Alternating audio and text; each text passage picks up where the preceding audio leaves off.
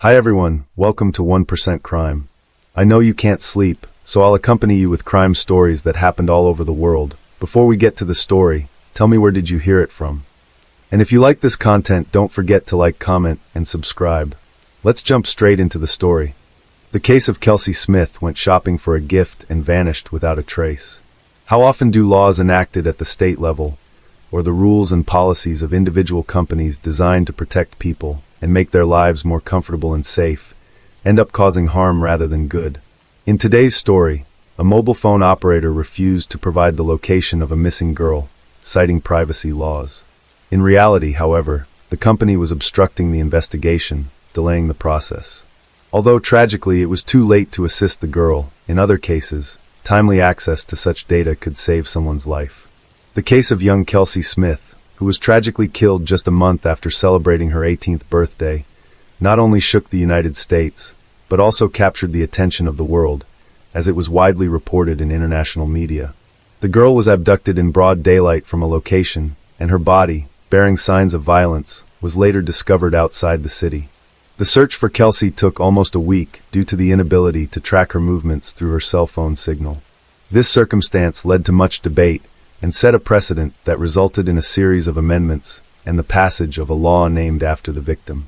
But let's look at Kelsey Smith's story from the beginning and try to understand how she was abducted right outside a shopping center, under the watch of dozens of surveillance cameras, and whether this tragedy could have been avoided. We will also explore the personality of the abductor and criminal, who was considered by all to be a loving husband and caring father. Who is Edwin Hall? We will begin our examination of this difficult case by getting to know the man who caused the tragedy. Edwin Roy Hall, friends knew him as Jack Hall, was born in 1981, April 17th, in the small town of Lee's Summit, located almost on the border of the states of Missouri and Kansas.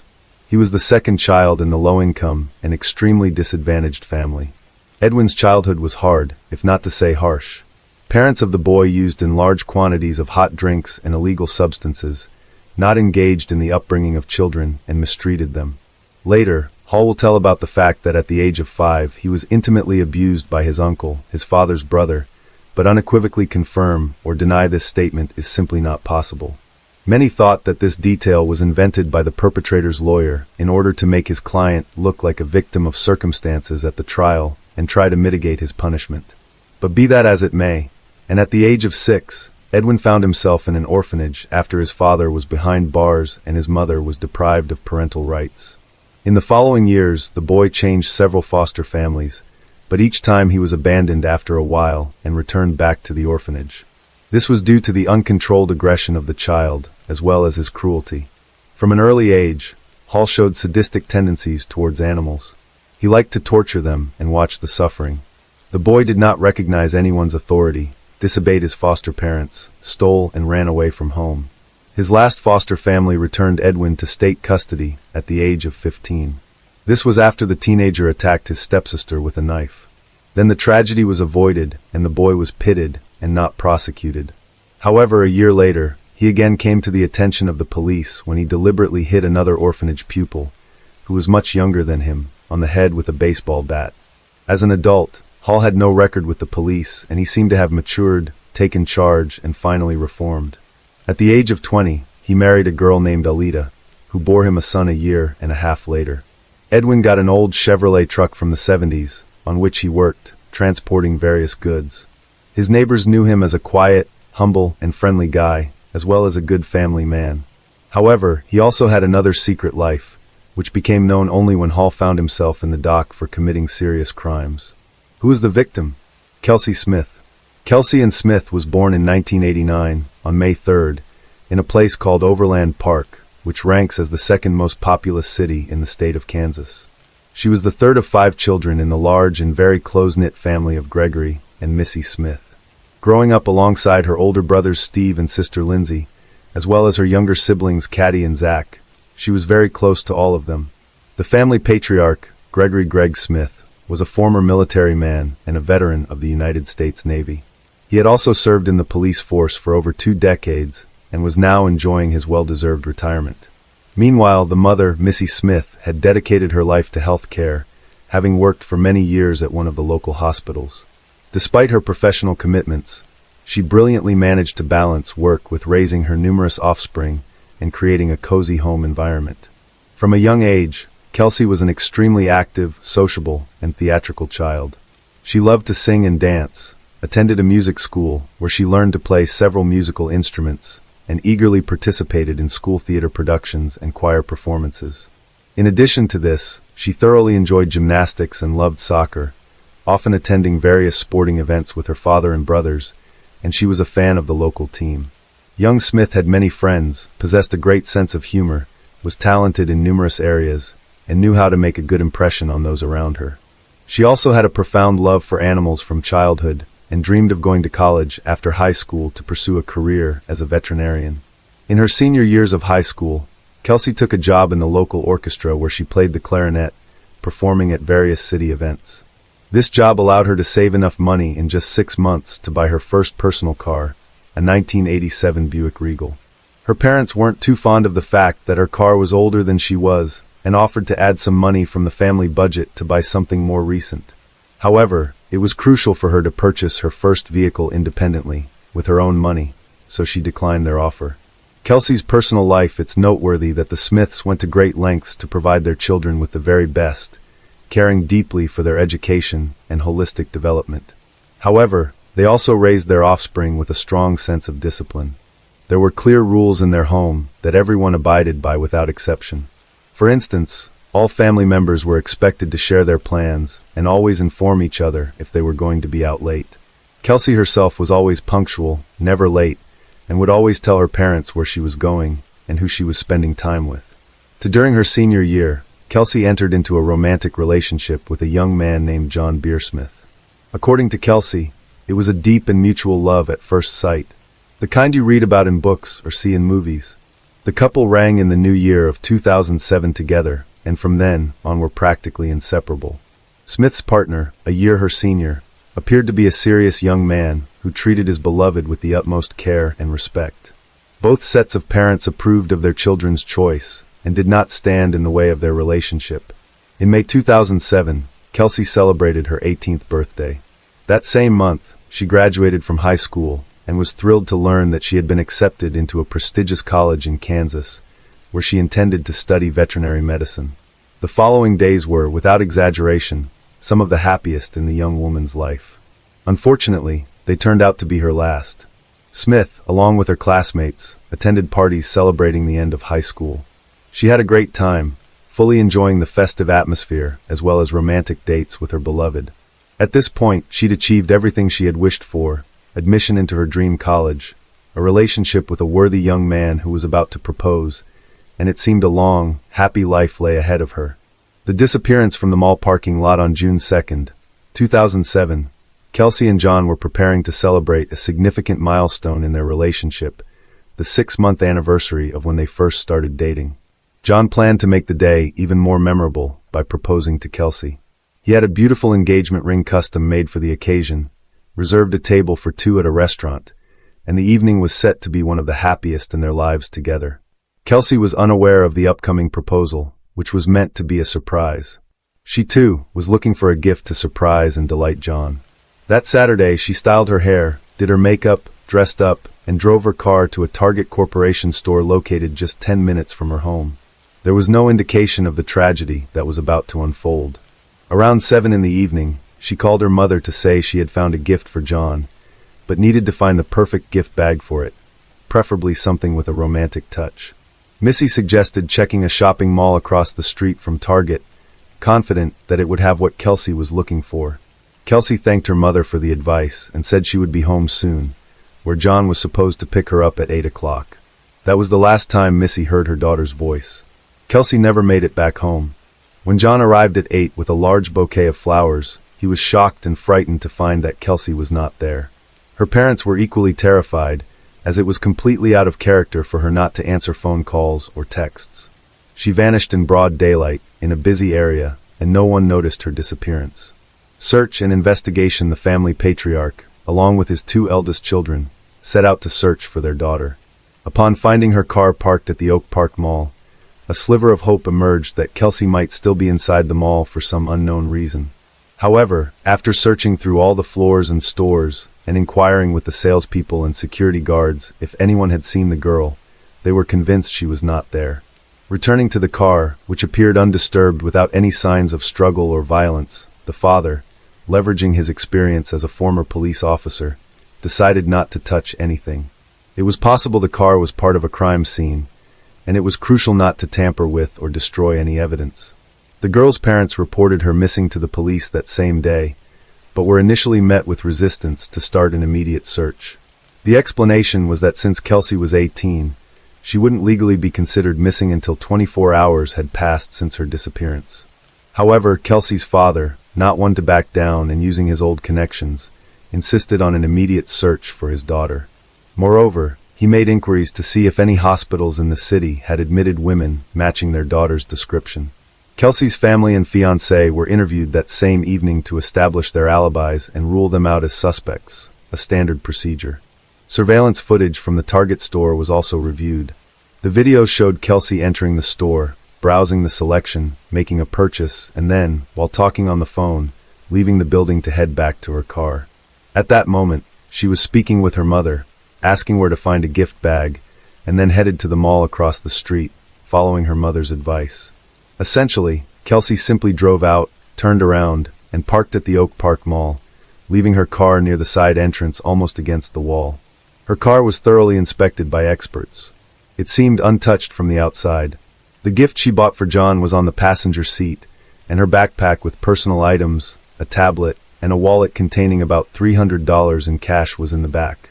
Therefore, a robbery was quickly ruled out.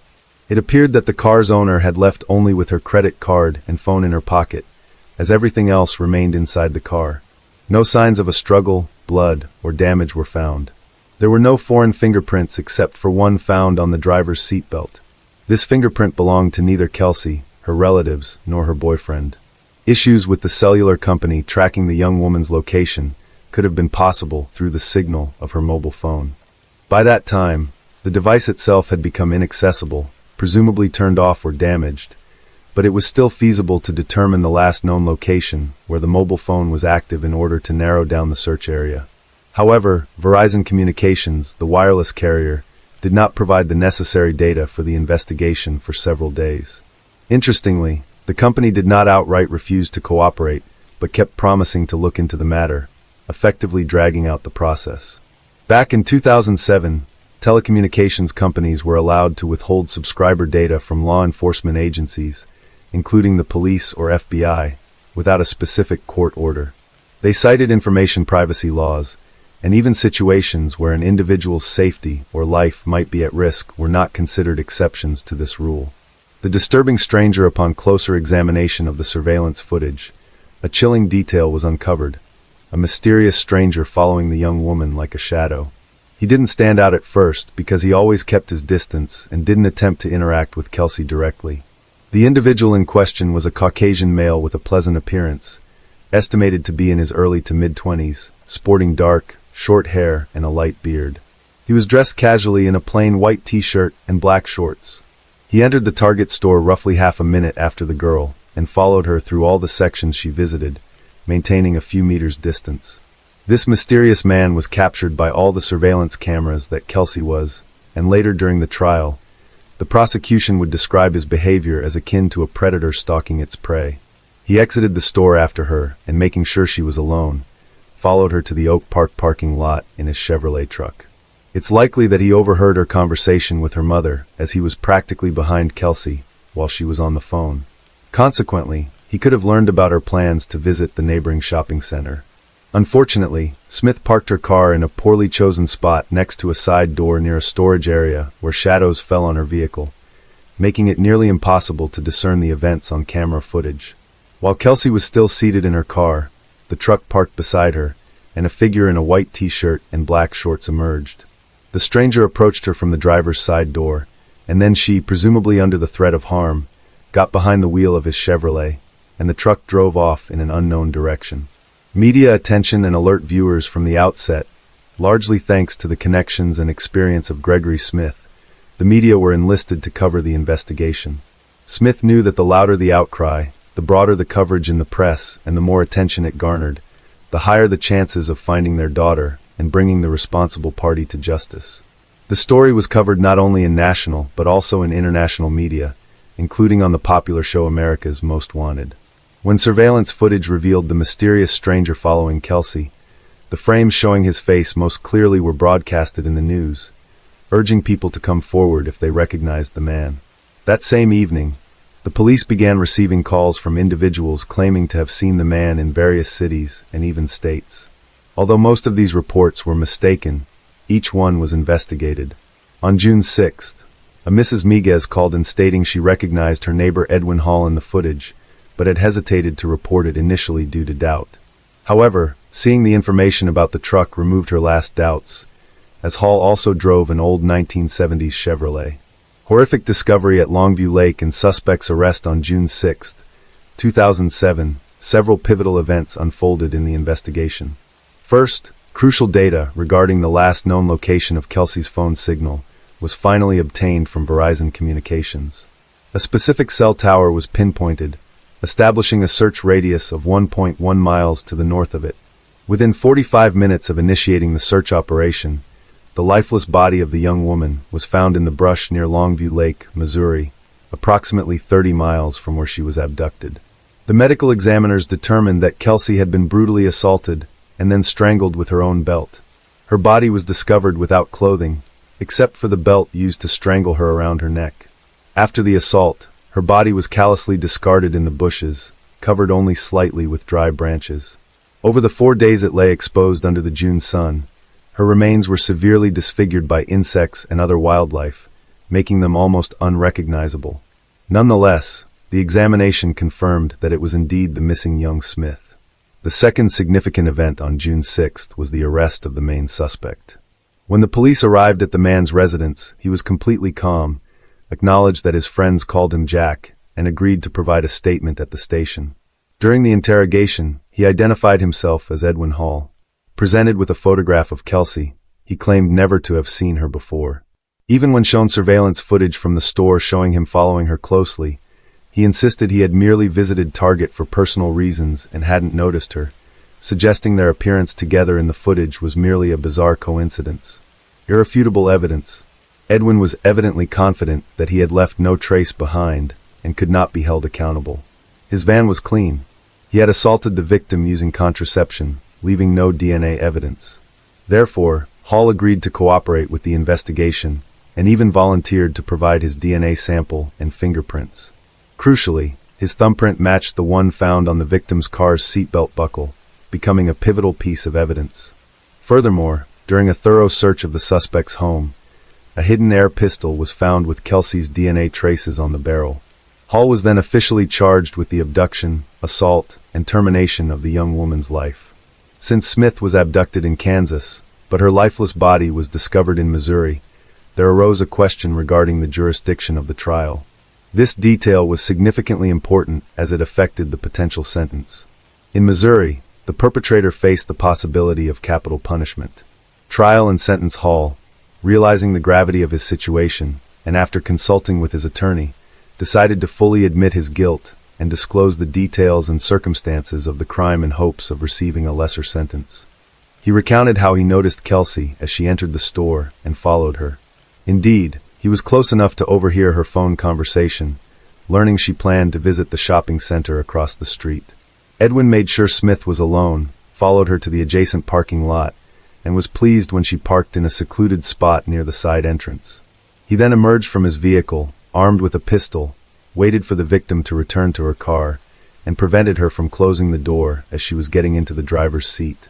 Apparently, she had already pulled out the seatbelt, but he didn't allow her to buckle up, leaving his print on it in the process.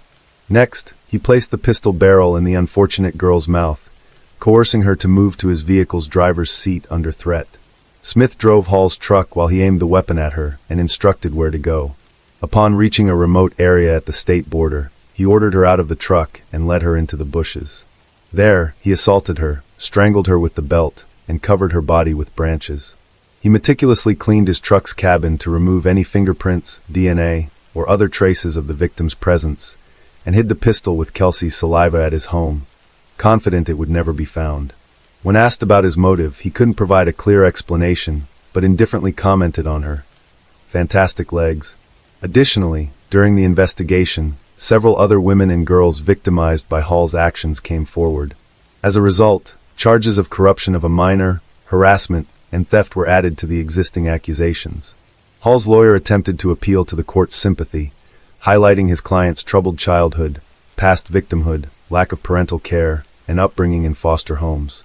The defense's efforts were in vain, but the lawyer was the only person to speak on the defendant's behalf and support him. Hall's wife was present at all court hearings, but sat quietly in a corner, refusing to defend her husband. On September 16, 2008, Johnson County's judge sentenced Edwin Roy Hall to 27 life sentences without the possibility of parole. After hearing the verdict, the defendant apologized to the family for his actions and then broke down in tears. He is currently serving his sentence at the Hutchinson Correctional Facility in Kansas. The Kelsey Smith Act. The role of Verizon Communications in this case, which hesitated for 4 days to provide data regarding the last known location of the missing girl's phone signal, drew significant attention. The company's leadership cited privacy laws and the absence of a court order, the issuance of which would take time. Although it was later determined that this information wouldn't have saved young Smith, in other situations, it could help preserve the lives and health of individuals in danger. This led to the enactment of the Kelsey Smith Act by Kansas in 2009, mandating telecommunications companies to provide subscriber location information when there is a risk of death or serious physical harm to the individual. An additional 29 states, including Missouri by 2012, adopted similar legislation. In 2021, Oklahoma, Montana, and Illinois also passed the Kelsey Smith Act. Since its enactment, this law has helped save many lives. For instance, in 2015, in Lenexa, Kansas, when a perpetrator stole a car with a child in a car seat, the police were able to locate him within half an hour by tracking the signal from the mobile phone left on the back seat by the child's mother. In 2021, in Illinois, a similar method was used to find a young woman who attempted to end her life by jumping off a cliff. She survived, albeit with significant injuries, but the prompt tracking of her phone's signal led to her rescue. Interestingly, the Smith family never requested the law to be named after their deceased daughter. The idea came from Kansas Senator Rob Olson. Following their tragedy, the girl's family established a foundation to assist crime victims and continues to raise awareness among young people about safety issues. The Irene Cortez case, an unfortunate accident or a contracted murder of a mother of many. They say a scorned woman is capable of unpredictable and desperate acts, with cold and cruel revenge being the most fearsome. But what about a scorned man? Many would say an offended man might resort to physical violence, drown his sorrows in alcohol, or combine these two scenarios. Yet men, generally less grudge-holding, can be more ingenious when it comes to revenge. The case of Irene Cortez, a Spanish citizen who met a mysterious end during a trip to Colombia, is complex and ambiguous. While her perpetrators were caught, convicted, and are currently serving long sentences, the deceased woman's family claims the real culprit remains at large and is portraying himself as a victim. Let's delve into this intricate story from the beginning and try to determine if a third party was involved or if the murder was indeed unintentional. It's worth noting that each party involved is still trying to prove their version of the truth. Who is Irene Cortez? Irene Cortez, born Lucas, was born in 1980 in sunny Granada, Spain, the capital of the province of the same name. She grew up in a well-off family with a brother and sister. Her parents ran a small but profitable business. According to some reports, her father passed away early, but her mother, Maria Lucas, took over the business operations, expanded the enterprise, and ensured her children lacked for nothing. Maria's older brother, Uncle Pedro Lucas, was also a significant help. Irene was the eldest of the 3 children. A beautiful and sociable girl, she loved being the center of attention and attracted boys from an early age. Shortly after finishing school, she married and was already pregnant. At 17, she became a mother for the first time, and 2 years later, she had her second child. Her mother and uncle provided considerable support, allowing her to pursue a good education despite early motherhood. In the early 2000s, Irene moved to the resort city of Malaga with her husband and 2 children. There, she opened an entertainment venue that quickly became popular and profitable. Initially a small disco bar, it eventually transformed into a full-fledged nightclub.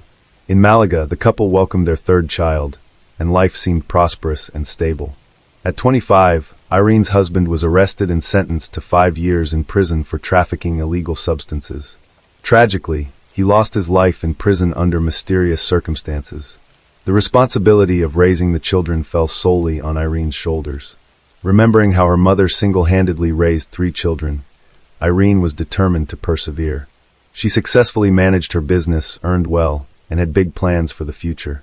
Relationship with Farid Genesaris. Farid Genesaris, a native of Barranquilla, Colombia, was born in 1976. Growing up in a large, impoverished family, he was the youngest of his siblings. His parents separated in the early 90s when he was still a teenager. His older siblings were independent by then, and Farid stayed with his mother.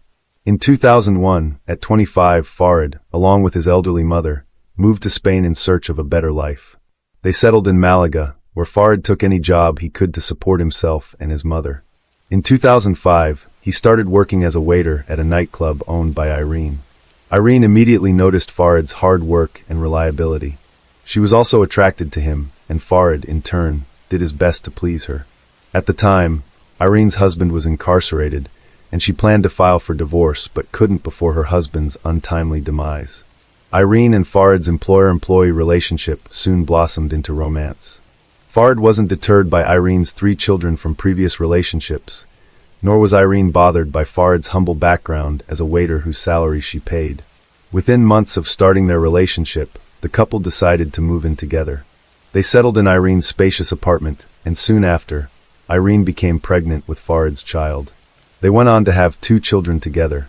It's unclear if they were officially married, but Irene kept her first husband's surname, while the children born with Farid carried the surname. Imprisonment and infidelity. In 2009, Irene's past seemed to repeat itself. Like her first husband, Farid was arrested for distributing illegal substances and sent to prison. Once again, Irene was left alone, this time with 5 children. Farid was sentenced to 3 years, but served only 1.5, being released early for good behavior and cooperation with the investigation. However, soon after Farid's imprisonment, Irene found solace in the arms of another man and lived with him for those 1.5 years. Farid learned of her infidelity only after his release. Understandably furious, he threatened Irene and her lover and almost attacked the man, narrowly avoiding another legal issue. Eventually, they resolved the matter peacefully. Farid forgave Irene for the sake of their children, and they resumed living together as if there had been no imprisonment or infidelity. Irene's relatives were always skeptical about Farid. Her mother and uncle disapproved of their relationship, suspecting Farid was only interested in Irene's money. Also, Irene's older children from her first marriage never accepted Farid, while the youngest, whom Farid had raised since the child was 2, saw him as a father figure. Fateful trip to Colombia in early 2011, Irene's husband, Farid, expressed the need to visit his homeland of Colombia due to his father's severe illness. Reportedly, Farid's estranged father was diagnosed with advanced cancer, and his sister in Barranquilla had informed him of the dire situation. Irene, who had long wished to visit Farid's homeland, decided to accompany him. She was eager to meet Farid's father, whom she had never met, and also experience the legendary Barranquilla Carnival, typically held in late February. Moreover, Irene, who hadn't taken a vacation for years due to her dedication to work and raising her 5 children, saw this trip as an opportunity for a much-needed break.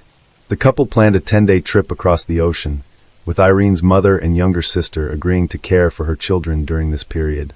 Despite her mother, Maria Lucas's attempts to dissuade her from the journey due to a bad premonition, Irene disregarded her concerns. At the same time, the family faced financial difficulties due to a seasonal downturn in their business. Despite this, Irene had personal savings of €3,000 in cash hidden at home.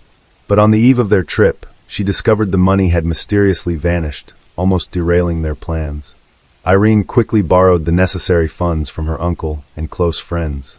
She also booked their flight tickets and a hotel in the city center, thoroughly preparing for a journey that, tragically, would be her last. Mysterious murder. On February 27, 2011, the couple arrived in Colombia. The flight was uneventful, and they immediately checked into their hotel. Irene called home to reassure her mother. However, 2 days later, Farid informed Irene's eldest son, 14, of his mother's death. Initially, Farid claimed an accident, but it was soon revealed that Irene was murdered during a robbery at a Barranquilla entertainment venue. The case quickly became a major news story in Colombia. The narrative was that Irene, a Spanish tourist, was killed by robbers who fled the scene, triggering a citywide policeman hunt. However, the circumstances of the robbery and murder seemed unusual and suspicious. The attackers did not appear to be trying to steal anything, but instead shot Irene in the heart and then fled in haste. Police and local media representatives quickly arrived on the scene. Despite the fact that Farid witnessed the shooting of his partner during an interview with journalists, he looked quite calm, not corresponding to the image of a grief-stricken widower. The Spanish embassy in Bogotá confirmed the murder, adding that Irene's remains will be repatriated after the necessary investigations. The exact events of the night of March 2nd have yet to be clarified by investigators. In the meantime, authorities are actively pursuing the attackers responsible for this senseless crime. Surveillance footage, the case of Irene Cortez's mysterious death, seemed to gain clarity after reviewing surveillance footage from cameras installed at the location where the murder occurred. On March 1st, Irene and her partner, Farid Ginzeris, had planned to meet Farid's brother, his sister, and their spouses. The group enjoyed the carnival, walked around town, and then, at Farid's suggestion, went to a local bar for dinner and entertainment. By 1 a.m., Irene, Farid, and his relatives were the only customers at the bar, as surveillance footage clearly shows. Around 2 a.m., two young men sitting away from the group entered the bar. They did not order anything and did not look comfortable, which caught the attention of the bar manager because of their suspicious behavior. Moreover, their young appearance made the manager check whether they were of legal age. The young men refused to show their IDs, and when asked to leave, one of them pulled out a gun and aimed it at the manager. His accomplice produced a knife, but soon retreated out of the camera's view. The armed assailant pushed the manager aside and approached Irene's table, announcing a robbery and demanding mobile phones and cash. His knife-wielding partner reappeared, presumably to collect valuables while the gunman kept the group under threat. However, he didn't get a chance to act. Confronting Irene, the gunman ordered Farid to stand for a pocket search. As Irene reached for her purse, the assailant lunged at her with the same hand holding the gun. A shot was fired as he grabbed the purse, striking Irene directly in the chest. She collapsed to the floor as the assailants fled without taking anything. Farid and his brother chased after them while his sister tried to stop Irene's bleeding and his brother's wife called for emergency services. Unfortunately, the culprits were too fast to catch. The men returned to the bar, attempting to aid Irene, but it was too late. Emergency responders arrived quickly, yet Irene succumbed to her injuries en route to the hospital, leaving behind a baffling case and a grieving family. In the wake of the robbery and homicide that took Irene Cortez's life, law enforcement mobilized all available resources. The city was teeming with tourists for the carnival, and ensuring their safety was paramount. A reward of 10 million pesos, about 3,500 euros, was announced for information leading to the culprits. The first suspect, the gunman Brian Dario, was apprehended the next day. He quickly implicated his accomplice Juan Carlos. Juan, 18, surrendered to authorities, hoping for leniency. During interrogation, Dario claimed dire financial straits, debts, and a sick child in need of costly treatment drove him to the crime, corroborated later by his relatives. He maintained that Irene's shooting was accidental, occurring while trying to snatch her purse. Juan Carlos contended he was an unwitting participant. He said Brian didn't reveal his plans, but asked for backup in a job. He claimed to have only a small knife for intimidation, not harm, and left the scene once he realized Brian's intentions. However, surveillance footage contradicted his claims, showing him returning to Brian. With both perpetrators in custody and their confessions, the case appeared solved, with prison sentences looming. The court found Dario guilty of robbery and homicide under aggravating circumstances, sentencing him to 23 years. Carlos received 17 years for complicity in these crimes. Accusations against Farid and new crime details. From the early stages of the investigation, the family of the deceased woman openly accused Farid of orchestrating the murder of his wife. Irene's mother and uncle hired a detective who conducted an independent investigation, gathering additional materials and evidence to hold the man accountable and prove his involvement in the crime. Starting with the earlier mentioned disappearance of 3,000 euros from the hiding place in Cortez's house. According to Maria Lucas, only Farid knew about this money, and he was the only one who could have discreetly taken it.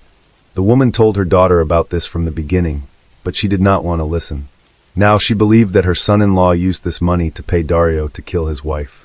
Another weighty argument was the fabricated illness of the man's father, whom he was so eager to visit. It turned out that no cancer diagnosis was made for the elderly parent, and he was quite healthy for his age. Farid concocted this story, making it the main pretext for the trip to Colombia. Also, it was Jean Zaris who initiated the visit to that fateful establishment. Moreover, he insisted on continuing the feast deep into the night when all the other visitors had long dispersed, and their company was alone in the hall. Further, the detective conducted a detailed analysis of those very recordings from the cameras, giving an assessment of what was happening and making his own conclusions. He noticed that the criminals acted strangely.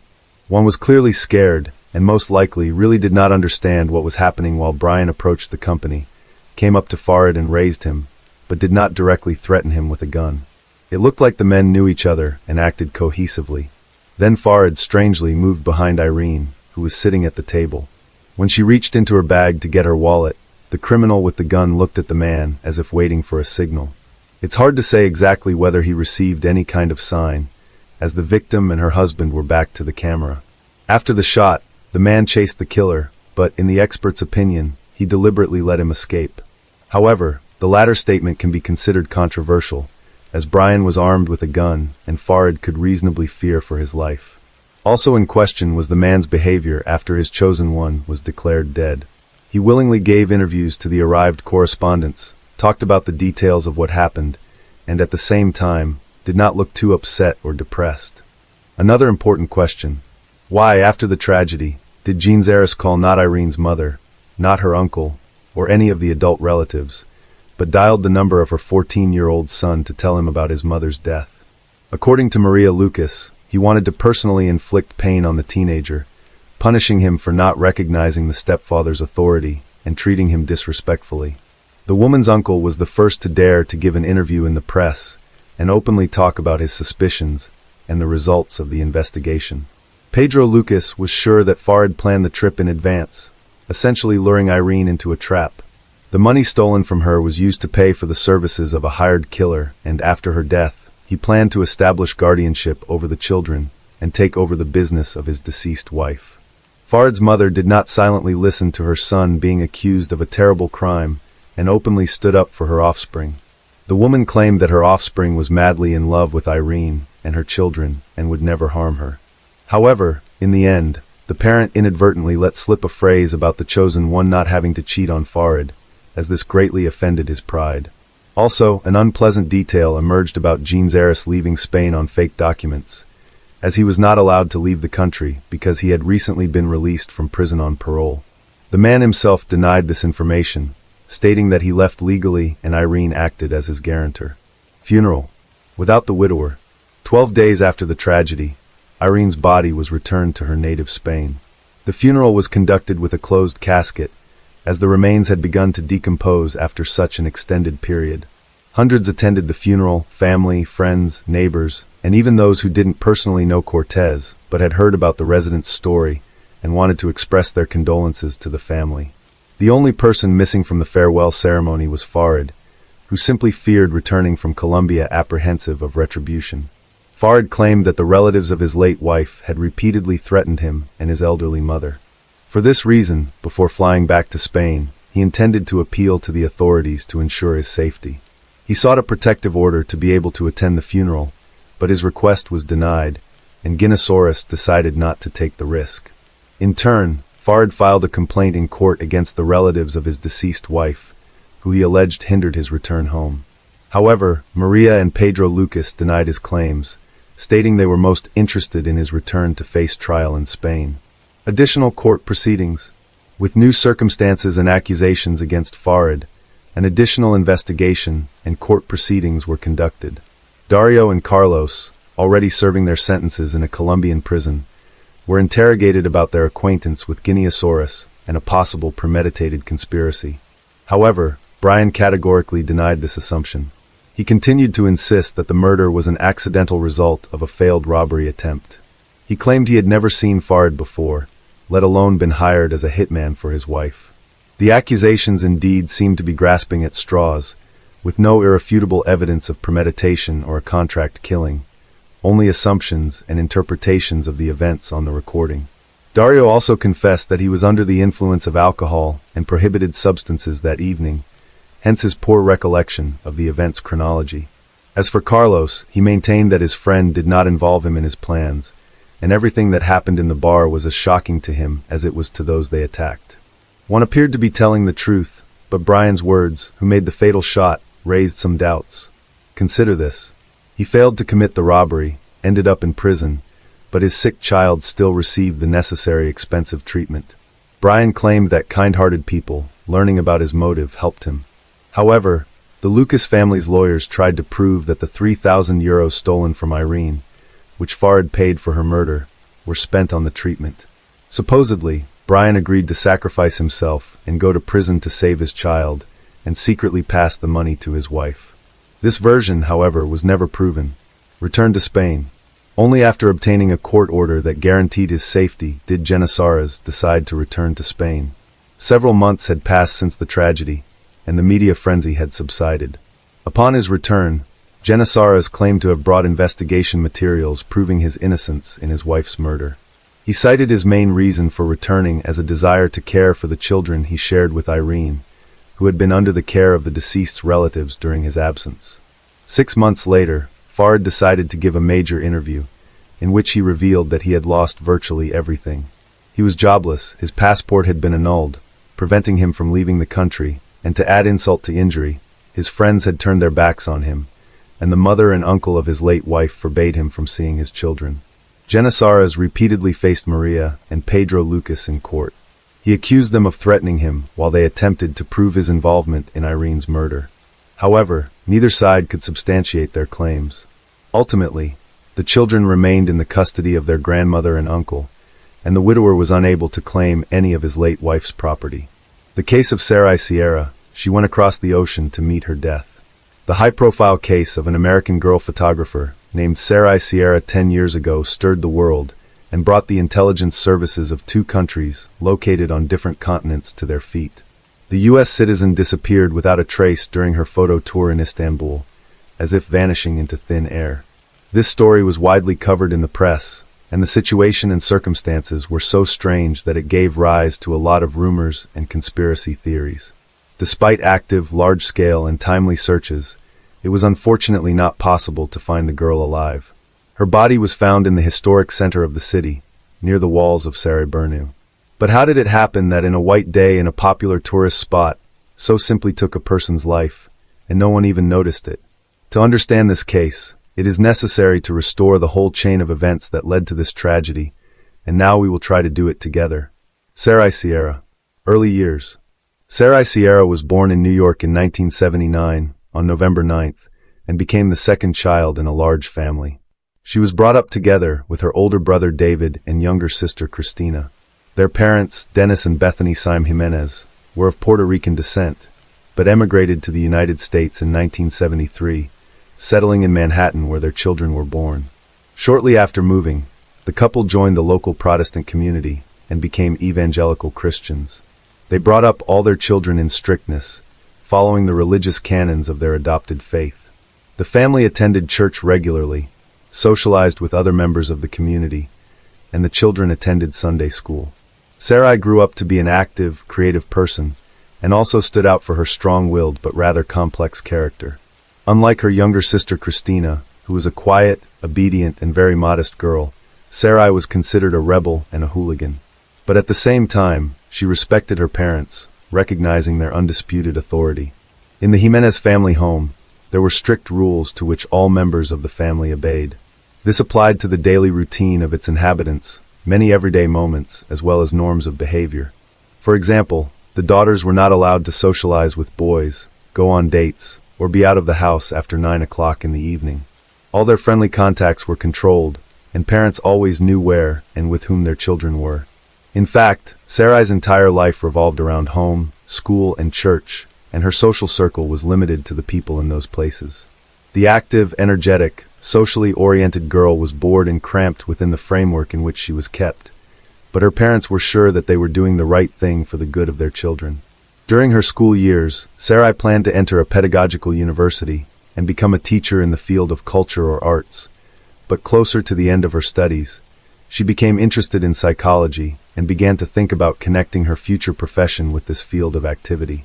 During one of the meetings of the religious community, slender, dark-haired beauty attracted the attention of a young man named Steven Sierra. He was the first to approach her and made an excuse to talk to her. Sarai was barely 18 years old at the time, and her new acquaintance was 7 years older than her, but despite the age difference, with the approval of their parents, the young people began dating.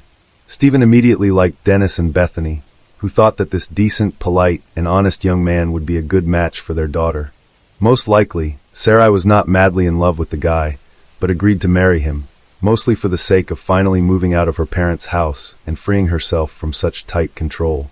It should be noted that Sarai had a good relationship with her parents, but she wanted some freedom to live her own life and plan her own future.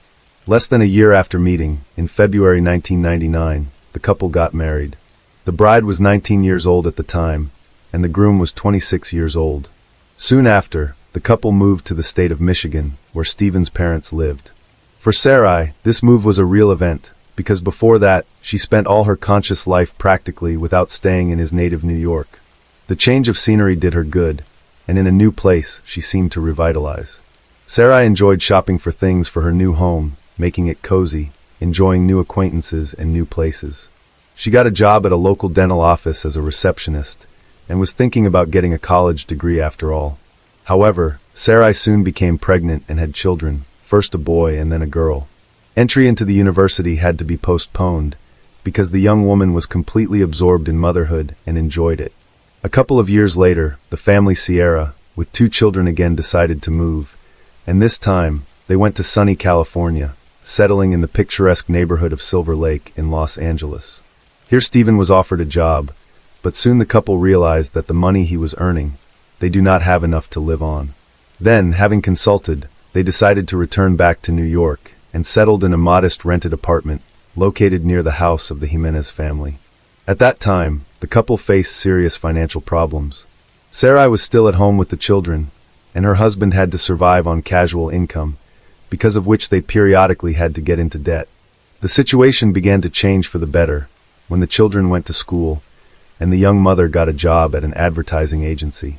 Stephen had by then found a permanent job as a bus driver on one of the city routes. A new hobby. Closer to 30 years, when the children have already grown up and life stabilized, Sarai again remembered her long-standing plans to get a higher education. By that time, she was not interested in the pedagogical faculty at all, and Sarai chose the faculty of psychology, entering one of the local universities. However, Sarai soon grew cold to her studies, and the boring hours of lectures caused her boredom. She decided to look for herself in another sphere, and choose an occupation that would be to her liking, inspire her, and allow her to express herself. Since Sarai had always been a creative person, good at drawing and seeing the beauty in everything, she became interested in photography, and soon joined a well-known New York photography community to be able to develop in this direction. She was widely recognized as having a real talent. Sarai was able to choose the right angles and harmoniously build compositions, making incredible in its beauty shots. Even professionals praised her work for her creativity and vision. In early 2012, on the advice of her colleagues, Sarai created a page in one of the popular social networks, where she began to post her work. The success did not take long, and other users began to subscribe to the young woman's profile by the thousands, enthusiastically commenting on each of her works. In a few months, she became a real star, and the number of her subscribers continued to grow exponentially. Such a furor literally dizzy her head. Sarai felt that she could achieve more, that she wanted to develop and improve in this direction. So she made a proposal to organize a group photo tour in search of beautiful and unusual locations in different parts of the world. Sarai Sierra started with small trips around her native country, specializing in shooting architectural ensembles and various historical monuments. Her images were a great success, and she decided not to stop. Sarai wanted to travel to Istanbul, one of the most ancient and beautiful cities in the world, to capture its sights and historical sites. It should be noted that her parents were not thrilled with this idea, because she had never left the country before and never left home for so long. But Sarai was adamant, in addition, She had to be accompanied on the trip by her best friend Magdalena. As it turned out, Sarai's family was in crisis, and her relationship with her husband was falling apart. Perhaps part of the reason for her idea of a photo tour on the other side of the world was a desire to get away, change her surroundings, and reflect on what was happening in her family from a distance. Sarai had lived in a strict framework for too long, and now she was eager to do something she wanted to do, something her soul demanded. During that period, her husband's media account began to show strange postings and statuses. He philosophized about the value of marriage, about love and mutual respect between husband and wife, and also noted that he would not cheat on his other half, even if the marriage hangs in the balance. In one of the posts, Stephen opaquely hinted that his spouse was unfaithful to him, but a few hours later he deleted the publication, leaving the questions that appeared under it unanswered. Stephen obviously didn't feel happy and loved, and tried to show it to everyone through his social media page. Sarai was experiencing similar torment, but kept it to herself, trying not to complain and focus on her creativity. The long-awaited trip. Shortly before the planned tour, Sarai learned that her best friend would not be able to travel with her because of problems at work. The young woman was very upset, but did not change her plans because she had been going to it for too long. Sarai's relatives were concerned about the fact that she would fly alone to a foreign country across the ocean, but she assured them that everything would be fine, promising to call, write, and send photos every day. In addition, Sarai was also planning to visit Germany and Austria, where she had several commercial photography assignments already scheduled. Her entire trip was literally scheduled by the hour, and she was not going to deviate from the schedule. On January 7, 2013, a young American woman boarded a flight from New York to Istanbul. She was carrying a small amount of cash, a smartphone, a tablet, a fairly inexpensive DSLR camera, and several lenses designed for professional photography. Upon arrival, Sarai called her family, informing them that she had arrived safely and was on her way to check into the hotel she had booked in advance. It should be noted that she had a rather modest budget, so she had to stay in a remote area, which the locals considered unsafe. After leaving her things in the room and changing her clothes from the road, Sarai Sierra immediately went to the nearest metro station to get to the historic city center. She wandered the streets of Istanbul until nightfall, photographing its beauty and savoring every shot she took. In the evenings, she would call her parents and husband via video call, sharing her impressions and her plans for the next day. She would also process fresh shots and post them to her social media accounts. New friend. As it later turned out, Sarai was accompanied in Istanbul by a young man named Taylan. They met on social networks in the middle of 2012, and it was Taylan who convinced the American to fly to Turkey. For several months, they actively corresponded and became very close during this time. Sarai completely trusted her new acquaintance. They saw each other almost every day, and together visited various attractions. The guy was a native of Istanbul, so he knew the city like the back of his hand, and arranged for Sarai exciting excursions to the most interesting, sometimes unusual places. After a week's stay in Turkey, the photographer had a trip planned to a couple of European countries, where, as I said, she arranged several commercial photo shoots. Here, Sarai saved money on hotel accommodation because she agreed to be hosted by her subscribers, who had been following her work for a long time. These moments were negotiated and agreed in advance, so at the airport in Vienna, she was met by a young man, in whose house she stayed for a couple of days. The Austrian acquaintance was a few years older than Sarai. He himself was fond of photography and admired her works, so he was eager to communicate personally with such a talented photographer. The trip went according to plan. Sarai visited all the places she had planned, and met everyone she had arranged to meet. On the third day, she flew to Berlin, where she was also met at the airport by her subscribers, who gave her a tour of the city. After finishing all her business in Germany, the photographer went to the airport again and returned to Istanbul, where she planned to stay for 2 more days before returning home. Upon arrival, she was met by Talon, with whom they spent the day driving around the city, and afterward they went to a popular local bar together. It was after midnight when the Turk escorted Sarai to her hotel, where they said goodbye. A mysterious disappearance in a foreign country. On January 21, 2013, the last day of her photo tour, Sarai called her parents and husband to let them know what time and what flight she was taking to New York. She had never been away from home for so long before, so everyone was happy that her trip was finally coming to an end. However, before leaving, Sarai decided to take one last walk around the city and take some more beautiful shots for her account. At the appointed time, Sarai's father arrived at the airport to pick up his daughter because her husband was at work and could not make it. He arrived early because he was afraid of getting stuck in traffic and not being on time. They announced the arrival of the plane. All the passengers got off, but Sarai was not among them. Her phone was also unavailable, and all attempts to contact her were futile. Then Dennis waited a little longer and then, concerned about his daughter's absence, went to the representatives of the airline.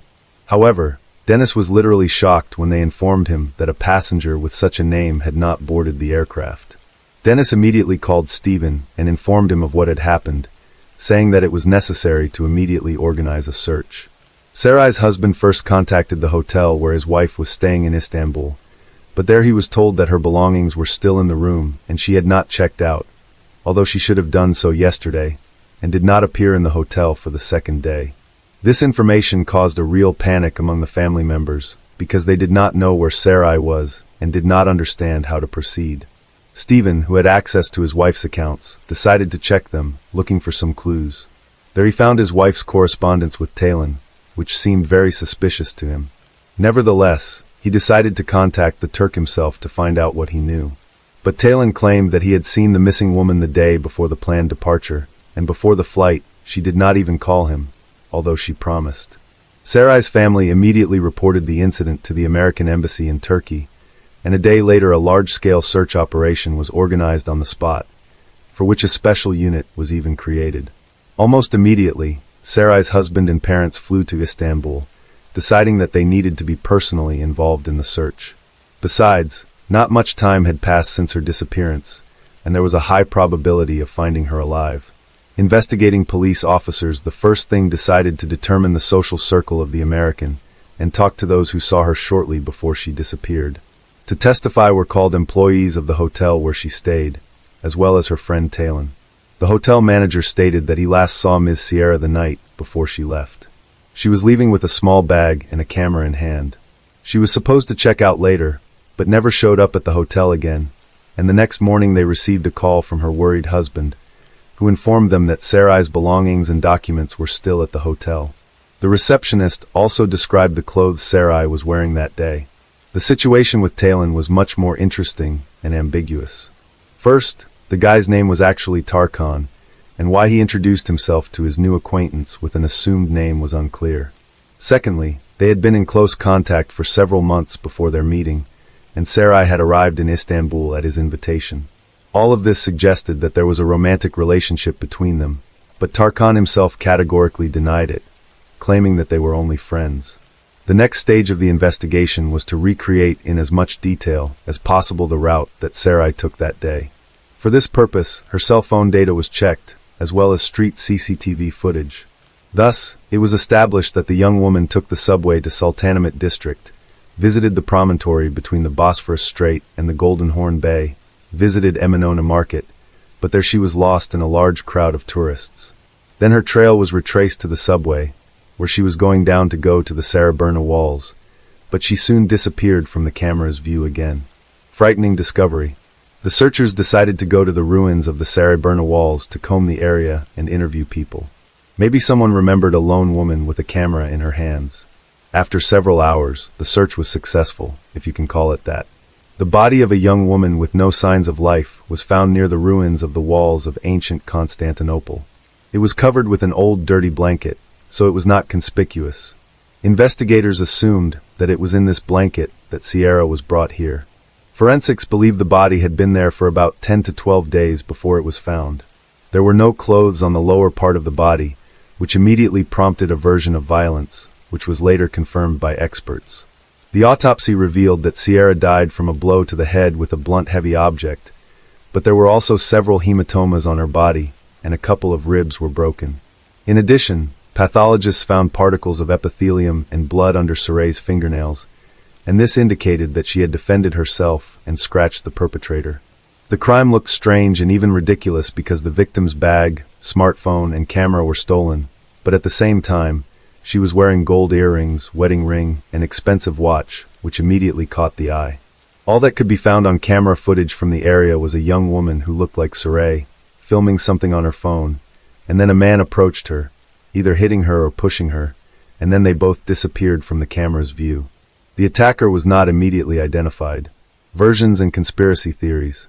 Almost instantly, the information was leaked to the media, almost provoking an international scandal.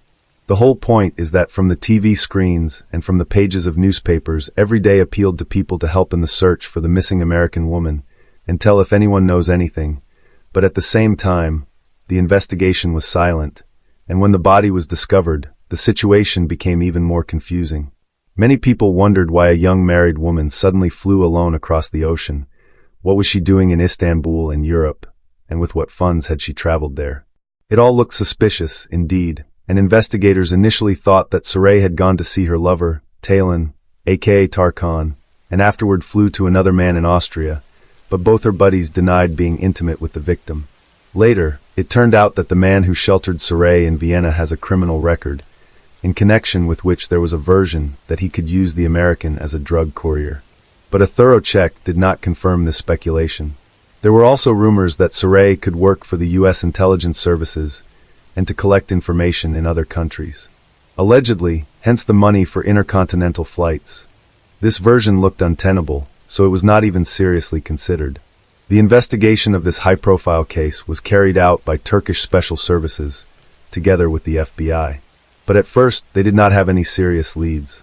Only a few weeks later, the police came to the alleged perpetrator, a previously convicted and unemployed guy named Tal Sali, collecting waste paper on the city streets.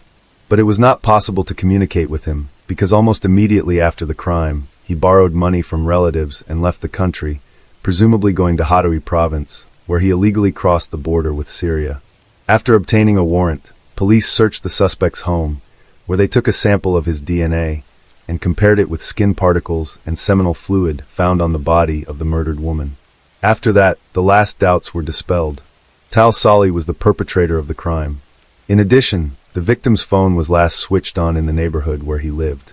When it became known that the criminal fled to Syria, the special services lost all hope of getting to him. But soon, fate itself gave them an unexpected surprise. This guy was detained while trying to cross the border illegally again, but this time he was trying to return to Turkey. He joined the rebels in Syria and obtained firearms, but was injured in the conflict and decided he would be safer at home. However, he made his way back with his weapon, which was the initial reason for his arrest. But the local police soon realized who was in their hands and immediately reported him to the security services. When Tal Sali was brought in for questioning, his story was literally discouraging with horrific details. He saw a young woman on a trail along the walls of Saraburnu, and for a few minutes he simply admired her and watched her taking pictures. When he got closer, Saray tried to ask him something using gestures, but due to the language barrier, he never understood what she wanted. However, he noticed a brand new iPhone in her hands and an expensive camera around her neck. As Saray walked on, he followed her, already determined to rob her. It was getting dark outside, and there were no other people near the wall, at least in sight. At one point, Sierra turned around and, as it seemed to him, took a picture of him. That action became a trigger of sorts. Tal Sali grabbed a boulder and lunged at Sierra, hitting her hard in the head. After that, they literally rolled together down to the ruins of the wall, hence probably bruises and broken ribs on Saray's body. Then Tal Sali, taking advantage of the unconsciousness of the victim, decided to commit violent acts of intimate nature. The perpetrator then delivered another severe blow to the head to finish Saray off. Tal Sali took the victim's bag, her camera and phone, and walked away. On his way, he came across the same blanket that someone had thrown away and decided to return to cover the victim's body with it. By that time, it was finally dark outside, and the chances of meeting someone at the wall were minimal. Once back, the perpetrator dragged the body a little to the side, positioning it so that it would not be visible from the hiking path. He then covered it with a blanket and left. Surprisingly, while the search for the American woman was going on, the perpetrator visited the crime scene one more time to make sure Saray was dead and her body was lying where he had left it. When Tal Sali learned from the news that his victim had been found, he realized that the police would quickly get on his trail, so he decided to flee the country, borrowing money from his sister, who always felt sorry for him. By the way, he was never able to realize the stolen goods. The camera was broken in the process of falling. The smartphone had a password, which the criminal unsuccessfully tried to unravel while at home, hence the signal, and all the other stolen items he threw away when he went on the run. The defendant did not deny his guilt, and judging from his accounts, he did not regret what he had done, nor did he suffer from pangs of conscience. As key evidence, DNA forensic evidence was presented, which confirmed that it was his skin that was found under the fingernails of the murdered woman, and his seminal fluid was found on her body. Also, Suray's cell phone was last switched on in the vicinity of his residence. In addition, the case file was supplemented with a video surveillance camera recording of the attack itself. After all the evidence was presented, it was decided that a psychiatric examination was necessary because of the belief that Tal Sali was insane. This idea was suggested by his actions, behavior, and the calmness with which he described in detail the atrocities he had committed.